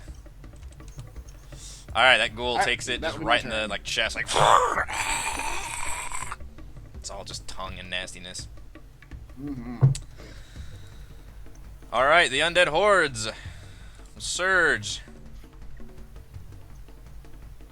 I'll tell you the one thing I haven't found any good shortcut for Roll20 is switching that giant fucking drop box between things. I'm trying to do it, but at some point I'm just gonna I stopped doing it halfway through my campaign. yeah, I was it fuck slows it, things all the down and it's GM. awful. Like, it's nice to have it on there with the proper it things is. they're attacking, but it's such a pain in the ass. Yep. All right, skeletons attacking the bear. Let's see if they were as successful as last time. I bet they will be. Oh, that one just shits the bed. That was the one that had the other one run away, and it was trying to turn around and try to attack it. And Wait, what do you roll? I didn't see it. Oh, there it goes. Okay. There's a delay. Yep. sorry, I have the real physical dice rolling on my screen, so there's always a bit of a delay in there. The other one, however, Ooh. Goddamn. Wow, that was close. lands that one. Is it nicely dramatic when you see the damage not appear for a second? I just hover over the blank space and it tells me what the roll is. Oh, that's funny. That's... So I literally have the physical dice on the screen. Which, by the way, if you're watching the show, do tell me if you actually like that or not. I thought it was kind of a neat addition on there, but for 6 damage, you're getting work done on the bear. Do I have any more of these skeletons? I do. Where's the speed? They're at 35, 10, 15, 20, 25. This skeleton will start beating up on these poor people that were left at the door.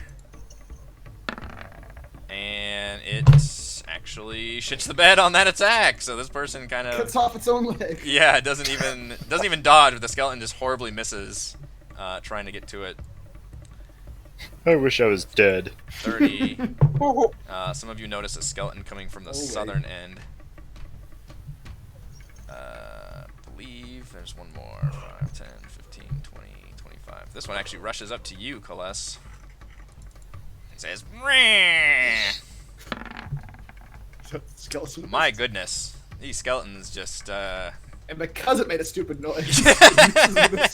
oh no. Yeah, see? Have to go back to skelly school. Whoa. Why would they call it Skelly School? It's a school for skeletons, see? These skeletons become a lot less menacing all of a sudden. they all begin talking with. I've lost the theme? Did you have a good day at Skelly School? Yes, mother, leave me alone. We learned about the digestive system for some reason.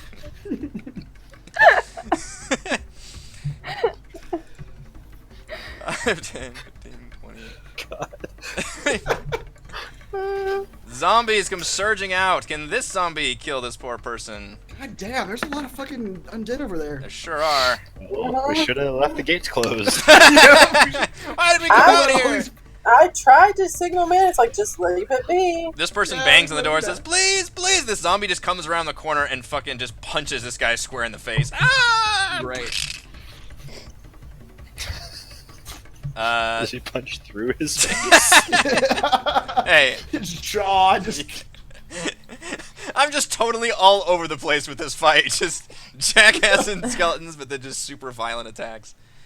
I have one zombie that's going to attack Kaless. Another 22! Almost a crit. Almost. For 4 damage. That is And that is finally the end of my undead horde for now. Yeah. Good thing y'all don't have a fireball. George, you Gillian. should get in there now. Or no, it's Gillian's turn next, yeah. Are they not attracted to the blowing bagpipes? They are, but they can only move so far. They're also attracted by just people they can murder. Yeah. There's a second horde coming up behind. Like most animals, the undead kingdom. They're attracted to murder.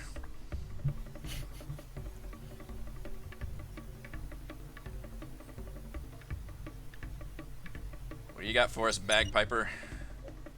Not a lot. Inspiring words have never before been spoken as much. I'm sorry, everyone. I don't have much. Everyone gets -1 to attack. The opposite of bardic inspiration. You guys are kind of screwed. I have Thunder Wave. Ooh, That's something. that's something. So, yeah, so we got to figure out. This was I this have was a the thing for you. Okay, great. It's that. Oh my. There you go. Yeah, so the question was, does she have to be in it, or can it be It like was that was touching the, her? Yeah, that was the real question. As I long wasn't as it is sure about. touching like on a corner or something, then I would. Then yeah. Hero adjacent. Yeah. Hero How? adjacent. Let's see. How far do you think I just moved? 20, 15, 20 feet? You moved 20 feet. I'll make this controllable again. That window's fucked up. Okay. So I could move like here. I don't know. I don't know if I can do this without hitting. It's fine. the- Do it. He's a bear. He can roars take at you. it. I'm gonna move like here, and then yeah, do it like that. And then how does bless work again? This isn't a thing I can add bless to, is it? Bless. Like how does attack bless work? rolls and checks and saving throws. Yes. I don't think it works Don't on worry. if you cast a spell and they make a save. Yeah, I wouldn't think so. I can heal myself. For 2 damage apiece. Shh. He'll be fine. Bless. Whenever a creature makes an attack roll or a saving throw, the target can roll a d4 and add the number to the attack roll or saving Yeah. throw. Okay. All right, Thunder Wave, con save, for everybody in there. Okay, so that is 2 skeletons, a ghoul, and a Theron bear. Theronbear. Said spider. Theronbear makes it. Whew. Oh, it does make it. Is that a half damage or is that a no damage? It's a half damage. Okay. For 3 damage. Woo! So con save. Skeletons are not too bad at con. That one barely makes it. Let's round it down, Theron, so there would only be 2. That one failed. Yeah, sorry. Oh. So the top one takes 2 damage. Although skeletons don't seem very meaty. Heh, they have no meat. Yep. Skeletons are becoming less threatening by the second. By the second, that one takes a full 5 damage. Now, wasn't there a rule about they getting pushed away or something also for Thunderwave? 10 feet away from me if they away. fail. Okay, so this one gets pushed 10 feet away, which I don't think triggers attacks of opportunity. I think that's only if they move themselves. I think we determined that last time we used this combo. Ghoul also has to make a save. Ghouls. And it does make a save. 2 damage. Is that just really low damage? What is the damage on that Thunderwave? Oh yeah, 2d8 and you rolled 4. 2d8. Okay. I rolled a 1 and a 4. Yeah, it wasn't awesome. Alright, so Oh, we add them all up. all of them did take some damage. 9. One of the skeletons took Yeah. a bunch and then got knocked backwards. George. You're hiding behind the weakest player. You should be in front of me. I'll use you as cover. You're not a ranger anymore.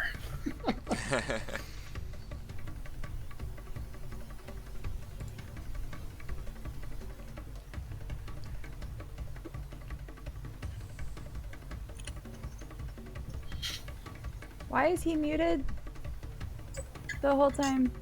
I think his people are in his house. Yeah. Dashing, okay. I think Like- his parents are there. I'm charting. Invited people or The strangers are in his house.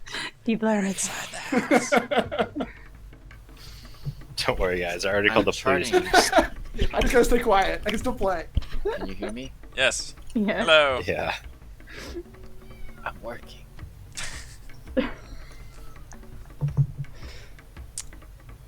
I can't do anything anyway. I dashed. That's it.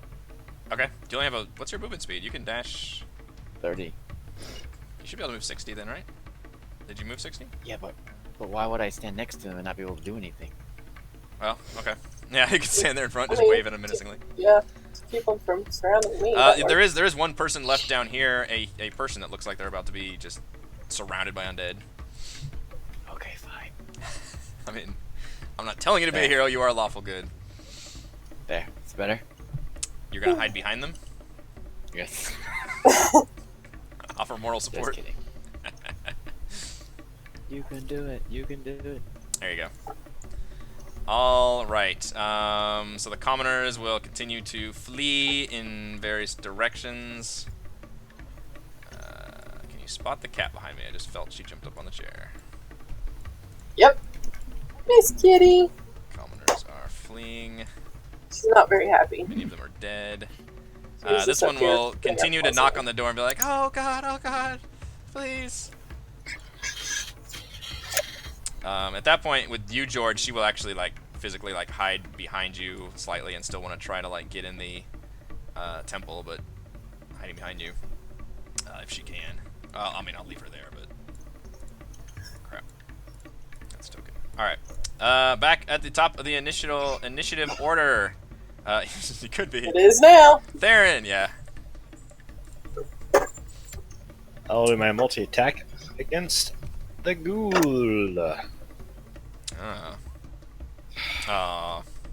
You do have inspiration if you want to use it. Sure. I'll waste it on that. I mean, Some peanuts. What's the damage on that? all right, yeah, both those will Wait. definitely hit at that point. Oh, okay. Alright. Wait. Clicked on the claws. Yep, okay, that makes sense. Yep. Alright. 19. God damn, that bear does some damage when he Bear? gets into it. You did just enough damage. How would you like to kill this ghoul? I'll just, like, reach both paws into his chest and just rip it apart. You think I'm violent? This slicing people up into a Y shape, and then he's just like disemboweling this ghoul. Just Yeah. it kind of looks at you like, and you just fucking like dig into it. You like just bite it and then rip open its fucking chest cavity. And it's just the nastiest. As I'm biting its head off. Yep. Anybody that's still nearby to see this is traumatized for life. They take all the psychic damage. I'm not traumatized. I'm actually slightly impressed. You're welcome, Yeah. citizen. You're into this. It's super dark. Annette thankfully does not quite see this happen. Wait, do we have to protect her? Hey, that's up to you guys. Sensibilities. Yeah. That's your Are ongoing you Get going challenge. to harder. for the therapy? That's right. Come with us for an adventure in dangerous, undead-infested jungles, but God forbid you see anyone die. Yeah. You Want don't know what her to have a bad temperament is. dream, I'm just like saying. I've had ever since I've been given this stupid idol. Every night of my life. Is she in range? Okay. She will cast Sanctuary. It's not the ghoul, it's her. On Theron. Hell yeah. Protecting. The bear says. I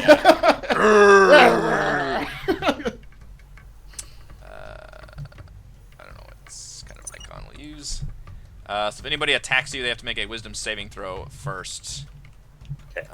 Her DC is a 12. Kaless, she says, take heart, demon bear monster friend. Demon Bear Monster Friend. That's a hell of a title. She's equally horrified and awed at this bear is just ripping into the undead. Alrighty. So, just because this guy's still in melee range with my ally, so I can get my sneak attack off. Mr. Zombie Yep. or Miss Zombie. Or a Mrs. Zombie. Could be married. 14 will hit a zombie. And then, what can I use my Bardic Inspiration on again? Attack rolls and what else? Checks Yeah, and saving you guys are just hitting shit left and right, so you haven't had to use... Ability check, attack roller, saving throw. Yeah. Okay. And then, for my bonus action, I'll just use my offhand. On the same guy. Okay. 15 will hit for 5. Alright, you... Offhand, slice. I don't think you get your. Yeah, I'll get the modifier. So it's just one. Oh, sorry. Yeah, you're right. I forgot to change that. Or That's 11 total. put that in there. Nice. Alright, yeah, you do pretty good damage to that zombie, though it looks like it is decently hardy. The ghoul is dead. We can X-nay you out of there. Manix. I'm gonna do the same thing I did last time, even though it's so fucking dark that I literally cannot see in this alley anymore Yep. because all the lights left. Oh, But I'll still yeah. step in there, It is so fucking dark, jeez. and I will attempt to hide again.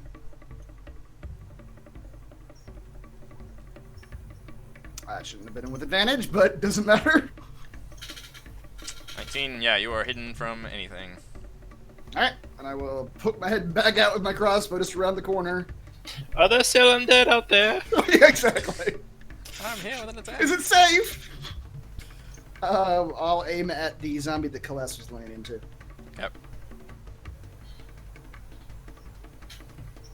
There we go. Oh boy. It's one of our first player crits, I think. Now, do I add Wow. both the sneak attack bonus? Does that go off both times? I believe you do.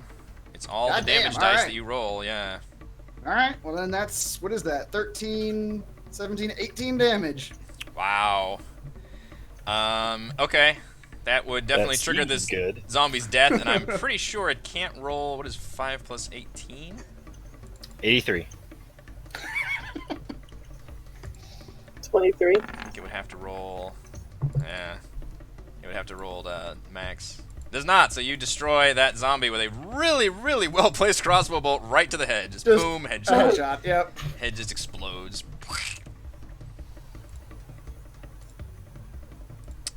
Alright, the undead hordes are dropping, but there are still some around. We're gonna have a skeleton attack Gillian.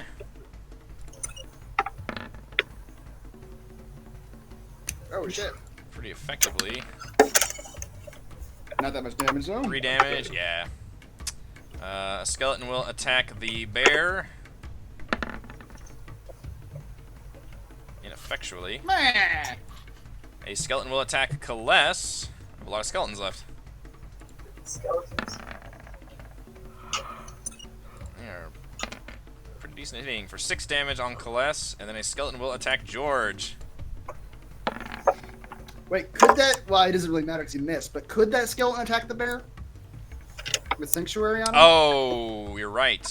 Yeah. I mean, I'm not gonna. I don't want to like make you. No, redo it 'cause yeah, it was a miss missed, anyway, so we'll keep it a miss. But yeah, I should have. Yep, I should have followed up.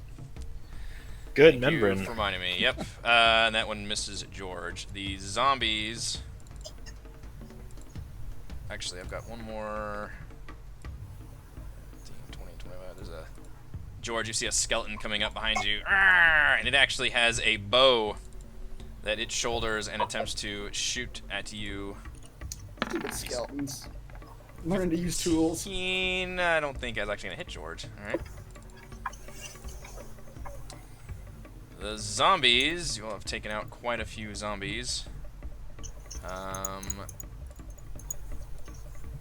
Oops. Keep moving these fucking torches around. 5, 10, 15. We'll do one zombie on Kaless and one on George. Let's do Kaless first. No go. And George, 16 does not hit George. Alright, Gillian.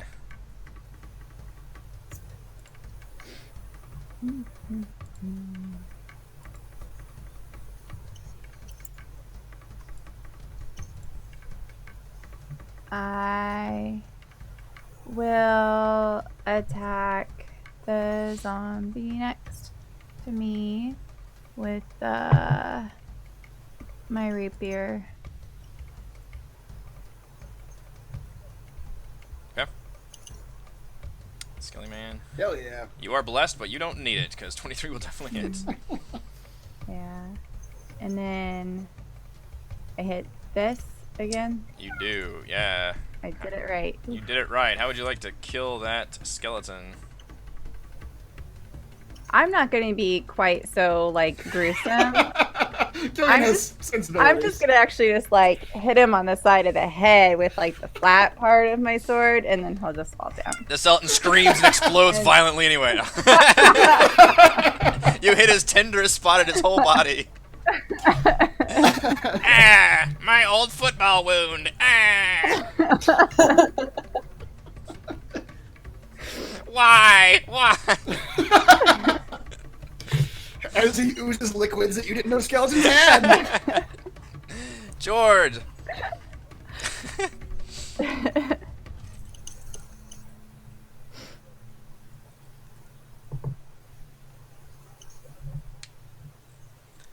Go after that skeleton. 20. You guys don't even need these blesses. Holy crap. We haven't actually used the bardic inspiration yet because we haven't actually got, like had a bad roll on attacks. It's been all hits left and right. 6 damage.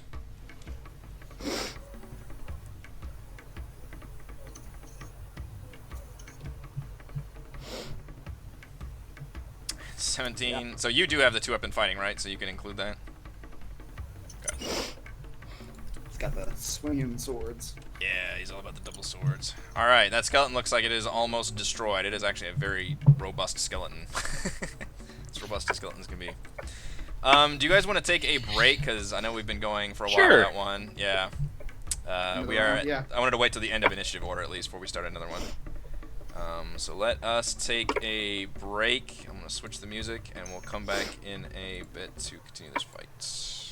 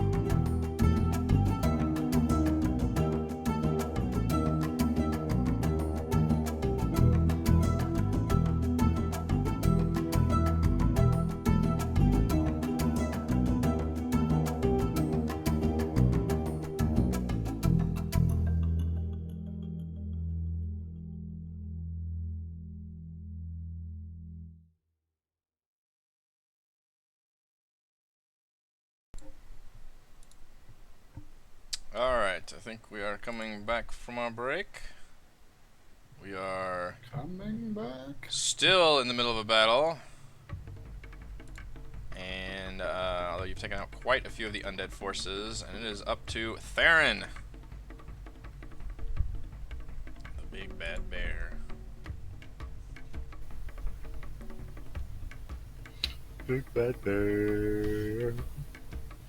Attack the skeleton in front of him.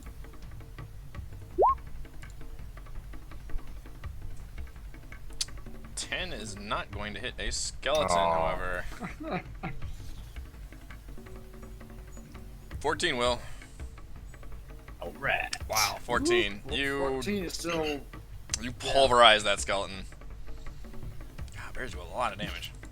I like to imagine the bear just like puts his paw on the skeleton and just pushes it down. Smashes, yeah. Just like slowly shoves him into the ground. Cartoon style. Crumbles it. My Back to spine. Skelly School for you. Yep. Mommy. Inette will come up here, and she calls out and just says, "Does anyone need any healing? Any healing aid?" She nods to you, Celeste, and runs up. Let's raise her hand. Thank you. And she will cast some Cure Wounds.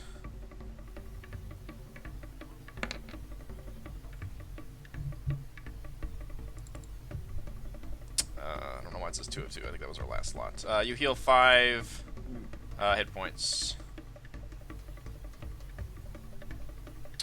She nods, she says, "Take heart, we will defeat them." Celeste.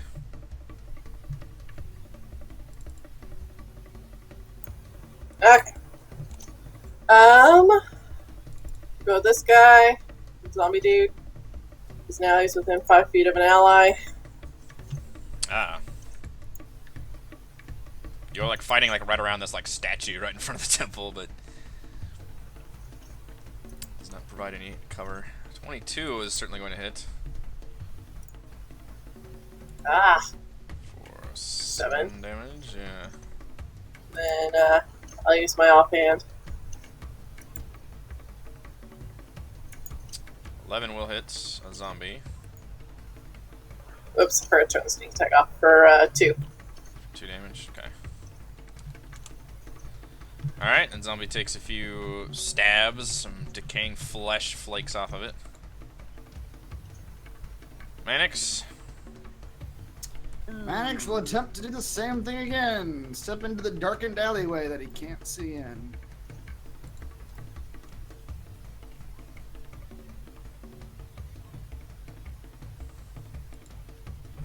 Alright, you are able to stealth using the... At this point, he just knows this alley real well because he literally can't see the area around Yeah, him. he just felt things around. Yep. Just And I will ducking in and out, just kind of coming behind cover, essentially. exactly. Getting shots Yep. off. I'll aim at the zombie below Celeste here. Okay. Looks like it is taking some damage. 15. 15 will hit. Starting to run low on crossbow bolts 9. there. I have 5 left. Yep. Yeah, you guys are in town. You have plenty of money, so I Yeah. mentioned certainly you guys can shop when it's daytime and buy most of the things in the player's handbook. Alright, yeah, that zombie took a chunk of damage, but now it is the zombie's turn. That zombie will attack you, Celeste. Attempt to slam. I don't know why the zombie's default attack is a slam. It's always awkward. Like shouldn't it be like scratching. With Yeah, the claw, yeah. Biting usually is what zombies do. Or biting. Yeah. The bottom one will attack George. 20! Wow. That will finally hit a turtle, I believe. For 6 damage! That zombie kind of rings your bell. Punches you right in the head. Yeah, solar plexus. Skeletons are becoming less of a thing. In fact, only these two. Celeste ended up kind of tanking a bit of ones down here, but we're going to have a skeleton attempt to slash at you, Celeste. 16. Skeleton will do only 3 damage. You got healed, you're fine. The other skeleton will attack George. 20? George taking some hits. I am getting some hits off. For 5. Look at that. That is some hits. You all George is notice, unhappy. yeah, another skeleton coming out of the other side of the temple also. Oh, jeez. 15, 20, 25, yes! Oh, no! Skeleton sees the the fuck? action and just No! decides to angle over here and sees like all these bolts coming out. My plan is ruined! As you stepped out, He yells immediately, save me! leave the people and save me! Can I get another insanely good attack? Nope. So much. 9. That one was so excited to reach you too. Look at him sweating with a skeleton in his face. Gillian. I don't like confrontation. It's like, truce, truce. Yeah. I surrender.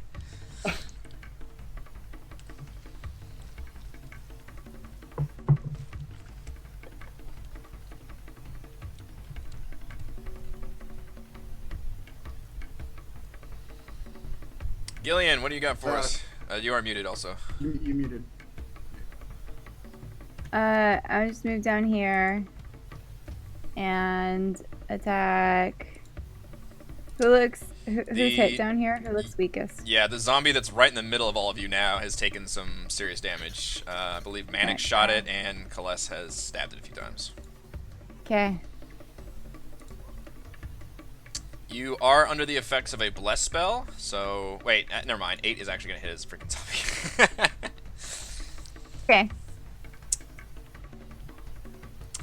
5 damage. All right, I can finally do their zombie thing. It's Undead Fortitude, so he has to roll a 10 or higher to see if he can stay alive. He does. That zombie drops to 1 hit point. You attempt to kill him, but can't quite get the classic headshot. Oops.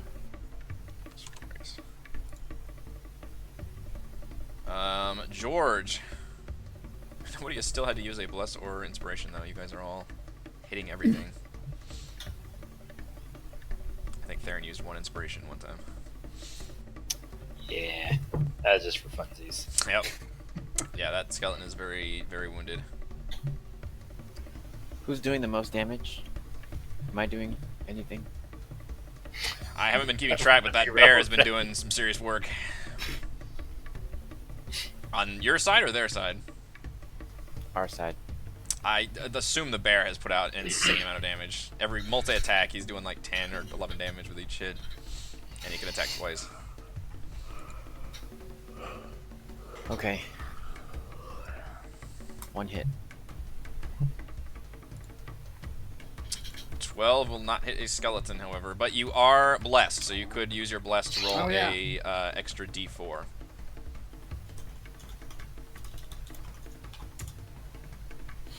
Alright, a 16 will definitely hit. I believe that consumes the bless too. I think you get the 1 shot of it. 4-9. Alright, you... Yeah, you slice that skeleton's head off. Just decapitation.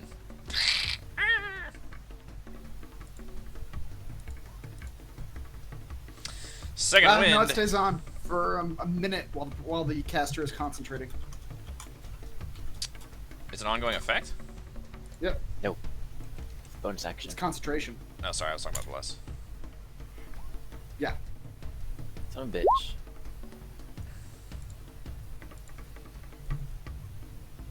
Oh, the second one, yeah. Did you give me inspiration or anything? For the spell. No. Can you?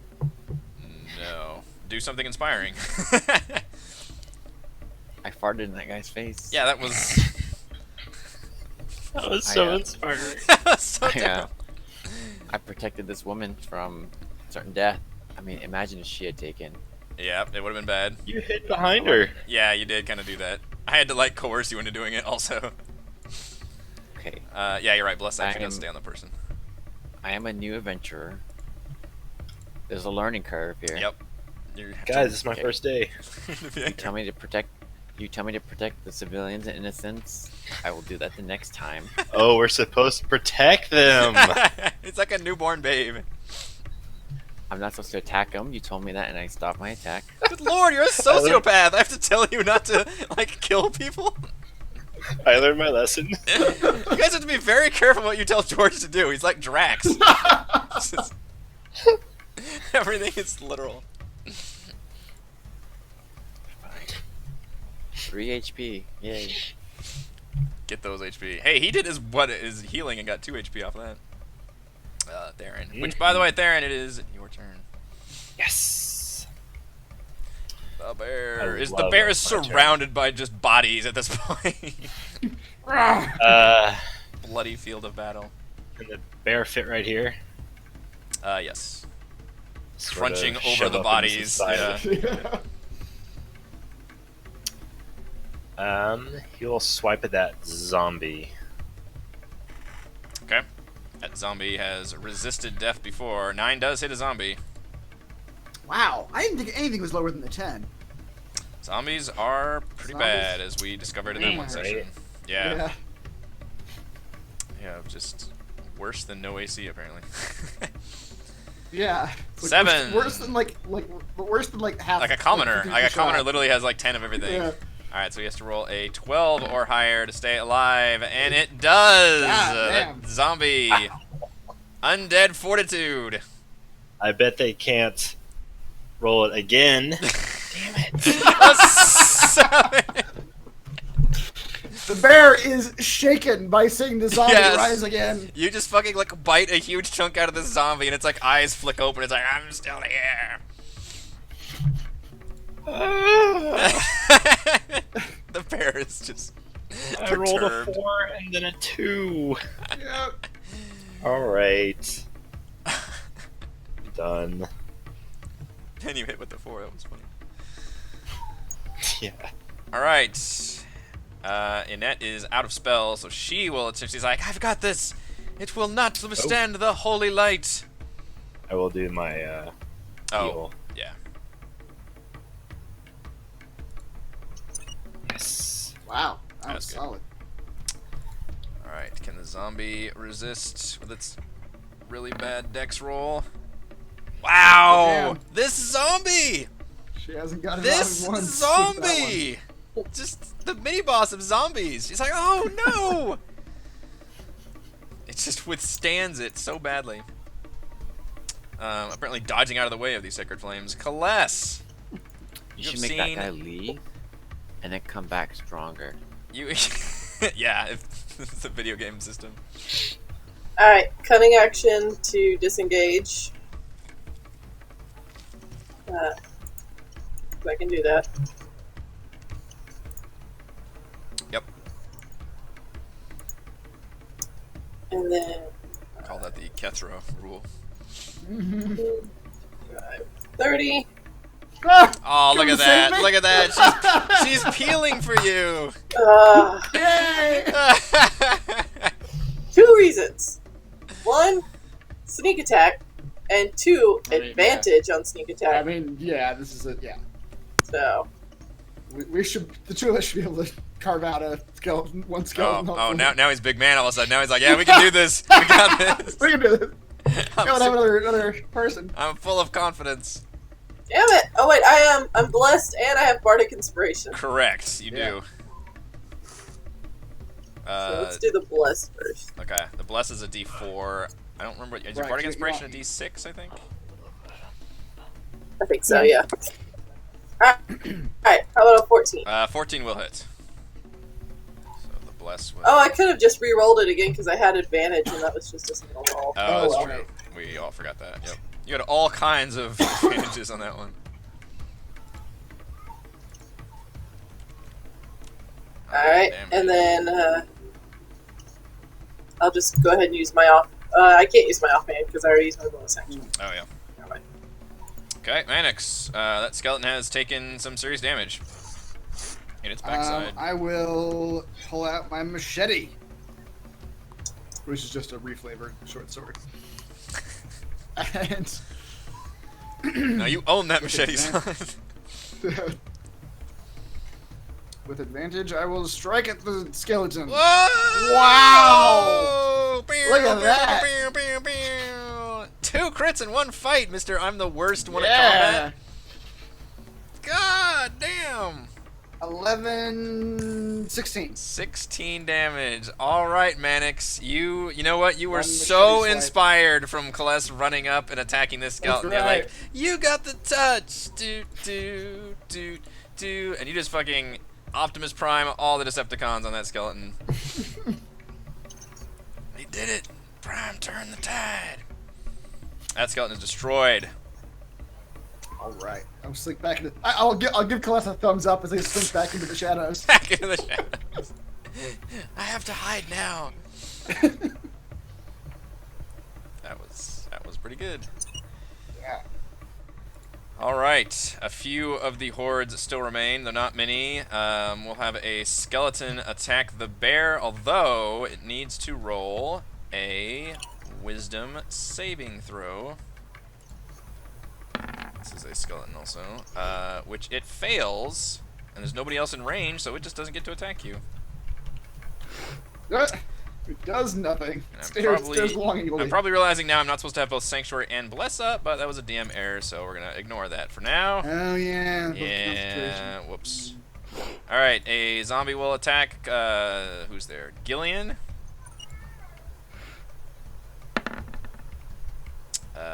15 for 6 damage.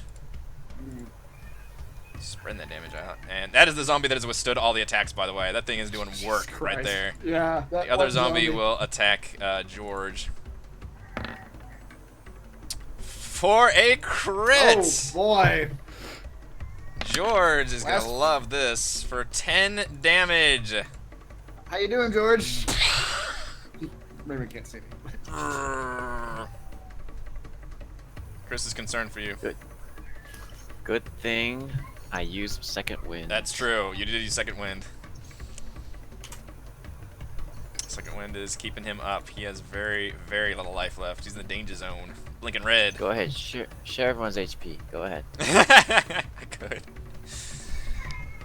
I gotta go for a little bit. So I hear him crying, the poor guy. Yeah. I think he's getting sick. He's Oh, no. coughing. I'd be crying too. He's like screaming in bed right now.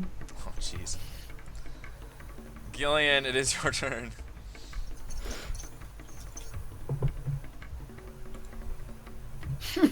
No.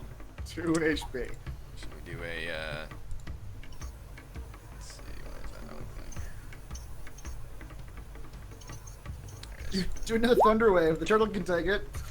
Yeah, right on top of the turtle. Some of y'all have taken some serious hits in this fight. Mhm. Oh, I just realized that's unfortunately not going to show up Theron's wild shape form on here, though. Ah, right. Which he's taken some damage also, though he's also been healed several times. I'm gonna back up, like here, and I will cast Healing Word on the turtle. Man, look at that. Somebody likes you. 7 healing, that's pretty solid. Heal that turtle. In fact, that's the best you can get out of Healing Word. Oh, yeah. So I understand Healing Word is worse at healing, but you can do it at range, whereas Cure Wounds is technically slightly better at healing, but you have to be right next to the person. Your touch. Yeah. Yeah. Thank you, my god lady. I was trying to see Jesus. George. And then wait. Oh, sorry. He's got. No, never mind. I was thinking about my other bardic inspiration, but I'm not gonna use it. Yeah, I feel you guys are going to need resting after this fight. George. With that healing, I am inspired to attack a little bit more. Mm-hmm. But these zombies really hurt, so I might just run away. Good luck, everyone. I am, yeah, getting some mileage on the zombies. Who's this black lady?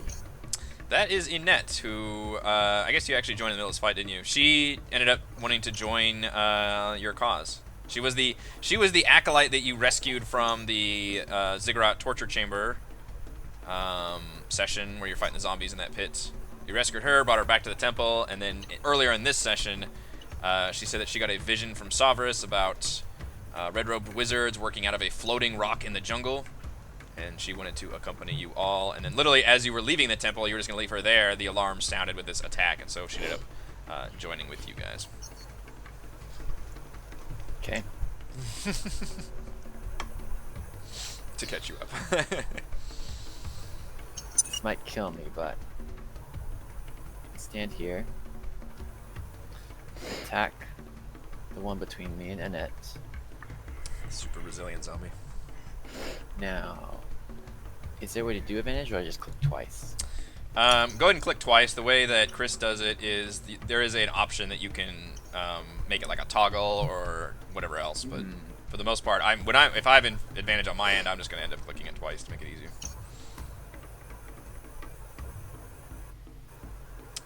You are going to hit that zombie either way you slice it.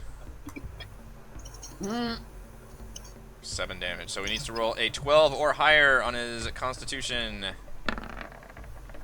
And he does. That zombie stays Goddamn up. zombie. Yeah. This is the second attack. Also hits Shit. for 4. I know, yeah. The key is doing a lot of damage now. So that's 9 or higher, which he makes as well. Holy crap, that zombie. At this point, this woman is now still banging on the temple. The temple door finally opens, and whose head pops out? Another zombie. Ah! Undrul. Oh god.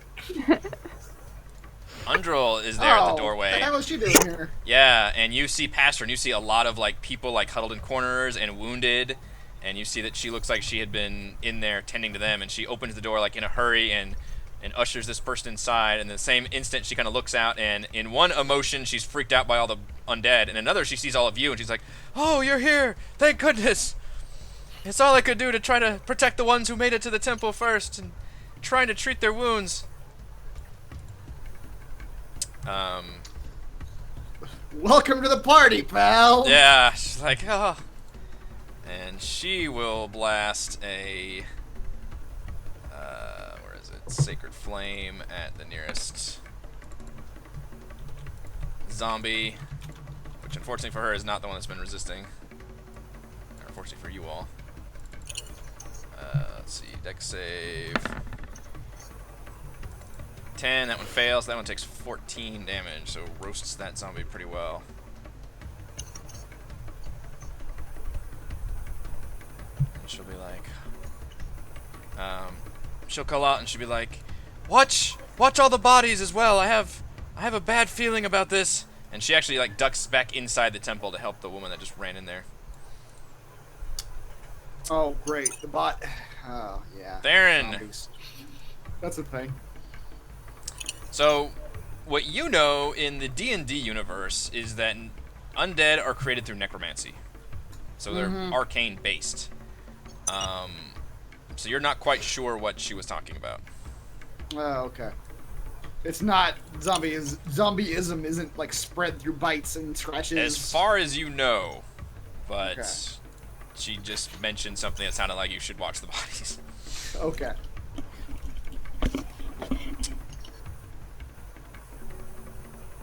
Oh crap! Yeah, Reese isn't here.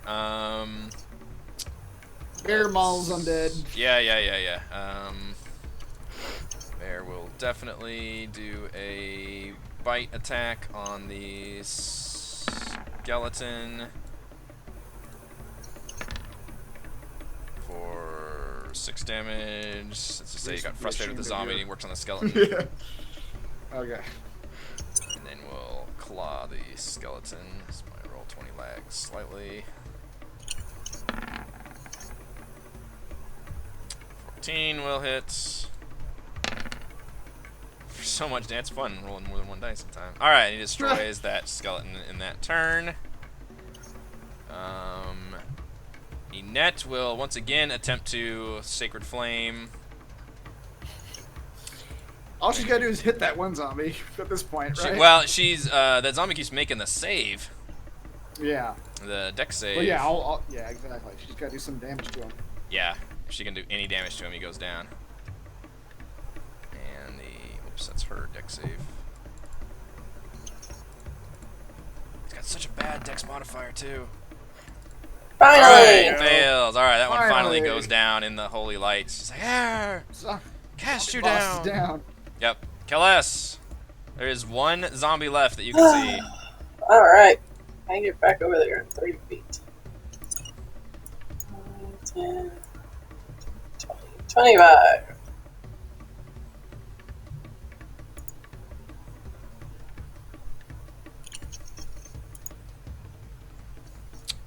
You advantage, but also 13 hits anyway.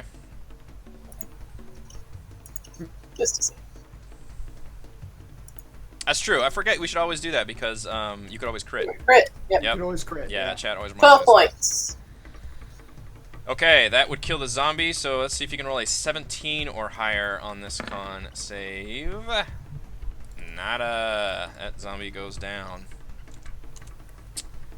Alright, that is the last hostile force you see. However, as you survey the battlefield and look at the carnage, you do note that several of the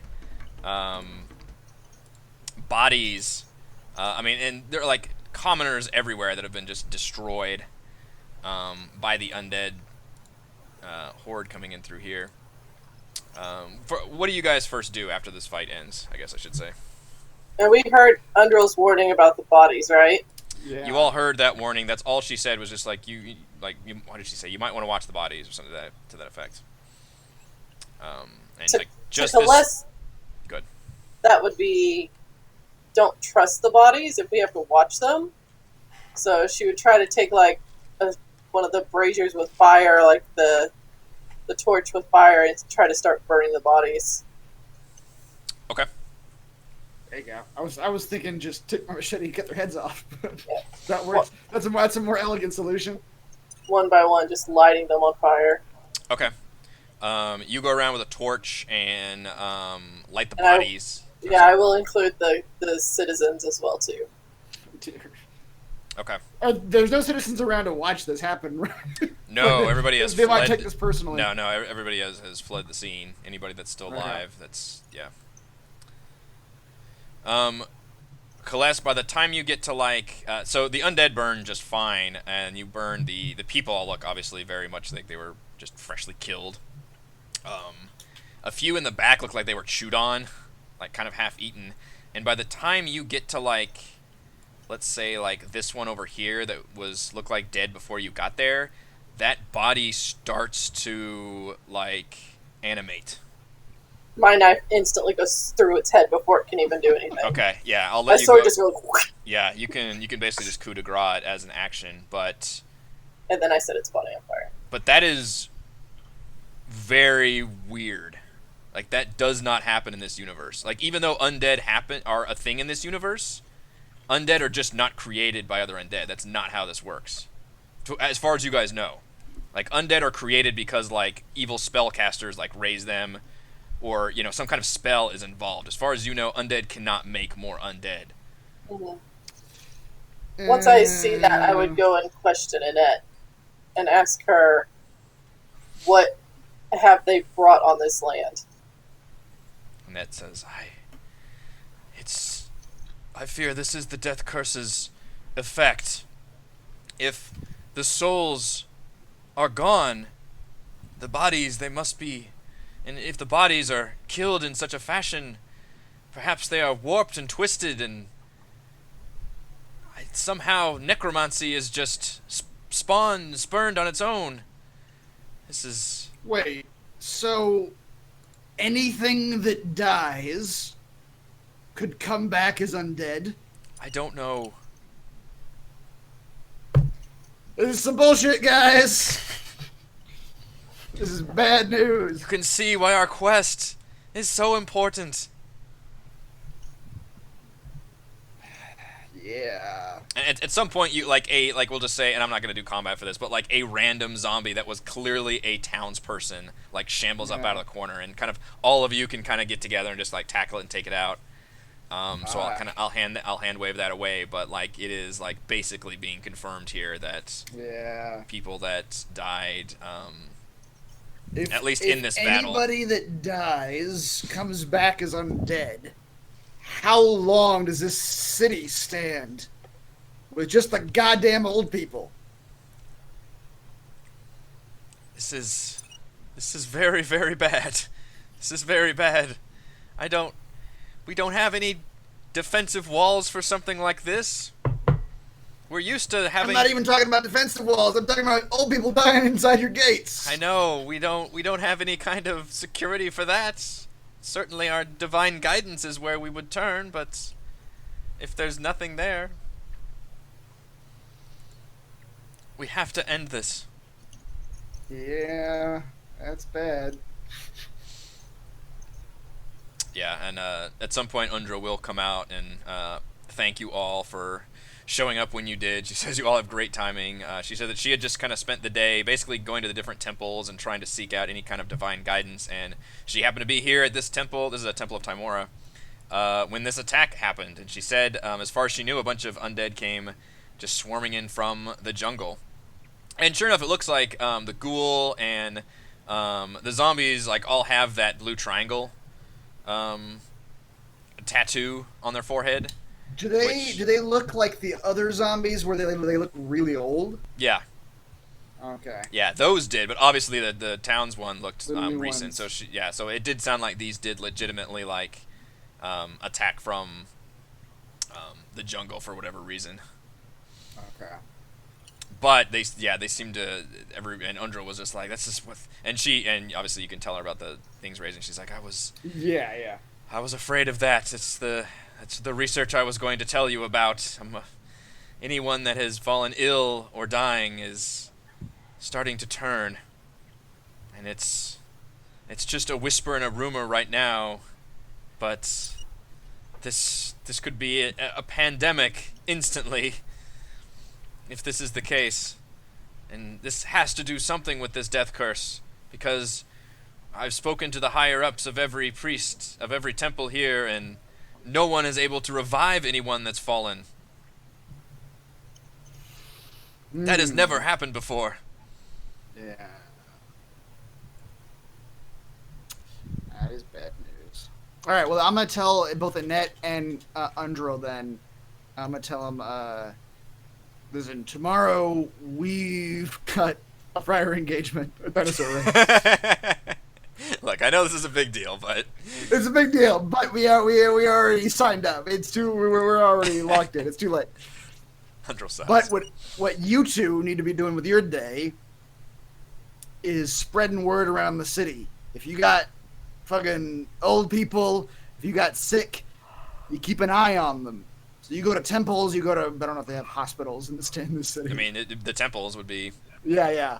Essentially. And you tell them, if someone's about to die, you keep your eyes on them, you seclude them, quarantine them, if possible. Otherwise, this city's going to just tear itself apart. Yeah, they both seem like they are on board with that plan, for sure. They need to try and be proactive about this in the city without creating a panic, also. Because now, at this point, people... Max is actually okay with a panic. Like, he's like, Yeah. Tell everybody. Well, and that's like, you saw what it was like at the gates. Can you imagine that everywhere in the city? There are a lot of people in the city. Everyone outside of the gates will want to get in, and anybody inside the gates are not going to want to let them in, and it's going to be just awful. All right, maybe just the temples and medical practitioners then.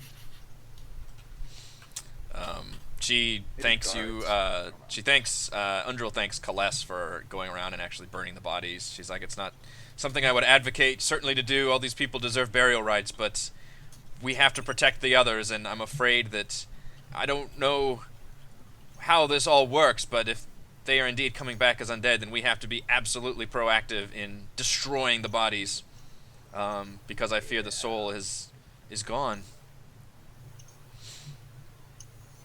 We need to find out where they're going.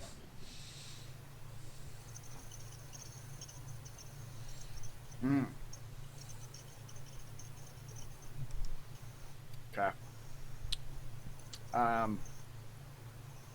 Is Underl still okay with leaving in 2 days' time? Now that she's here, Yeah, does she still even want to go where we're going, like to Camp Righteous? With all this shit going she on? does, because I mean, you still don't have a physical lead on where you need to go, and she Yeah. just suggests. I can point you guys to the map again if you wanna. She suggests that just because, I mean, it's you going to the jungle. Oops, that's the Yeah. city. And it's just a forward base of operations that you all can trust, and that she still wants to like check out. I mean, she wants to go there Yeah. just because that was her mission, but also she's like, this is the people that should be able to help us, in terms of being a forward base into the jungle. Right. And she also said that in her research, everyone recommends if you're going to go in the jungle, the canoe travel is at least the better way to go about it. She also mentions that, and she says, like, if you have money, you'll need to purchase canoes. I believe Okay. a canoe holds 6 people, so she says we might actually need 2 canoes if you've got a bit of an entourage, and it could got a be goddamn helpful entourage having. now. Yeah. Obviously, if something happens to a canoe or something, it can be useful, but they cost Yeah. 50 gold apiece. So, and obviously, you guys can buy whatever else supplies you want, but she definitely recommends canoes for sure. He said 10 people can go in one canoe? 6 people can go in one canoe, 6 people. Okay. and they are 50 gold apiece. Okay. Yeah, if we're going to afford it, 3 might be a good idea. But we'll discuss that later. All right. Otherwise, you guys are done with Malar's Throat, having destroyed a lot of undead. And when you guys make your way, assuming you make your way back to the gates, everybody looks very apprehensive and worried at you. Like everybody's like, the guards have their weapons drawn and they kind of look at you warily. Like because nobody really sure about what happened. The last people that came out of there, you guys were kind of in the middle of fighting. How do you want to go about approaching the gates? Just tell them the undead are dead again. The Redeadeds. The Redeads.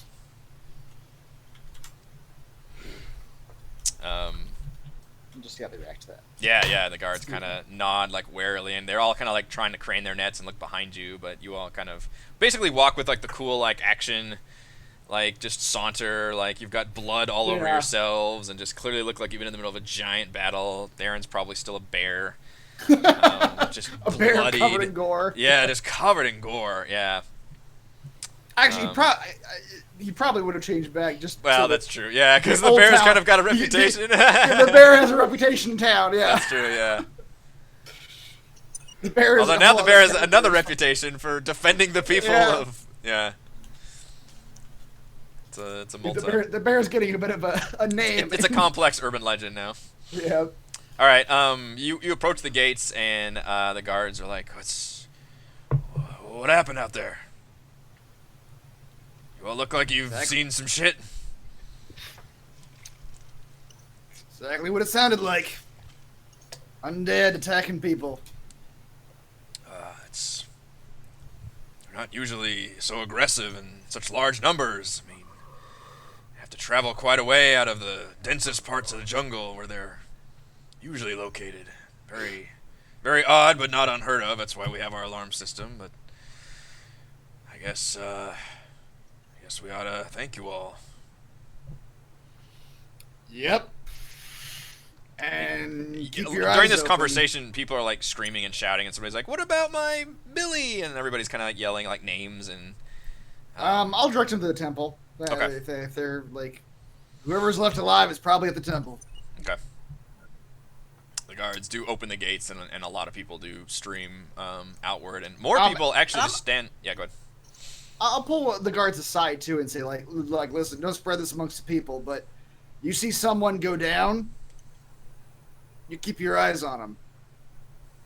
Kind of look at you like, what do you mean?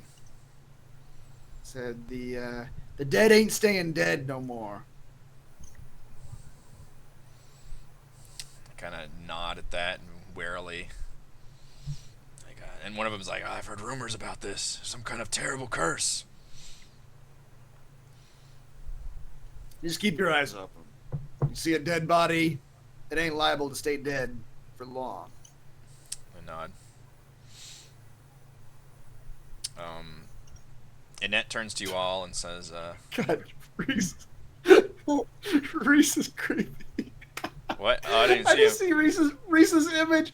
He just came in like the hallway, and it was like a wet. Oh, like a horror movie back there, yeah. Like a horror movie. He was just standing there. I think he was looking at the screen, but he was just so far back. It was creepy looking. Nice. Yeah. Annette turns to you all and says that she will return to the temple for now, and obviously tells Tempe about everything that happened and what you all learned about the undead. And says she understands that you, obviously, with the race day. She's like, we really don't want to start a panic at all in this city, and the rumors are already going to fly. But clearly the temples at least need to know what's going on, and she says the sooner we can get going to the jungle, the better. And Undril basically says the same thing, and she will go to different temples. Yeah. And otherwise, it is late. We'll meet up with them again the next day for the travels. As planned before. And it is late at night and late for our session now, so you guys can definitely return to the inn and get you a long rest for tonight. Long rest. Long rest. How do you do it without the tokens? Sorry, I'm going to put you guys back on the temple map so you all can click the long rest button. Oh, okay. Normally, I need to come up with a solution because we'll probably be on the... I'll probably need to put like tokens in the corner of that player map and that city map just so you can click on your tokens. Yeah. So you can click on your token and then hit that long rest. Macro brought to you by Gabor. Thank you. Everybody gets a long rest. I didn't take anybody down, but I got close a few times. Got close. Got the turtle got real close. Yeah. Got pretty low. And then just real quick as a tease for next time, when you guys awake, you find a message that was left at the innkeeper saying that one of the merchant princes, a man by the name of Wakanga Otumo, has invited you to meet with him today on day 3. We were supposed to talk to him anyway. Yep. And then day 3 will also be race day for the dinosaur races. But for now, that's all we're going to have. I think that will do it for us. Thank you to Chris, Heather, Rochelle, Raymond, and Reese for playing. Thank you to our wonderful fans for watching. Go to roguewatson.com for recaps and patreon.com/roguewatson if you'd like to support the channel. Live streaming our D&D adventures every week, and we will see you next time.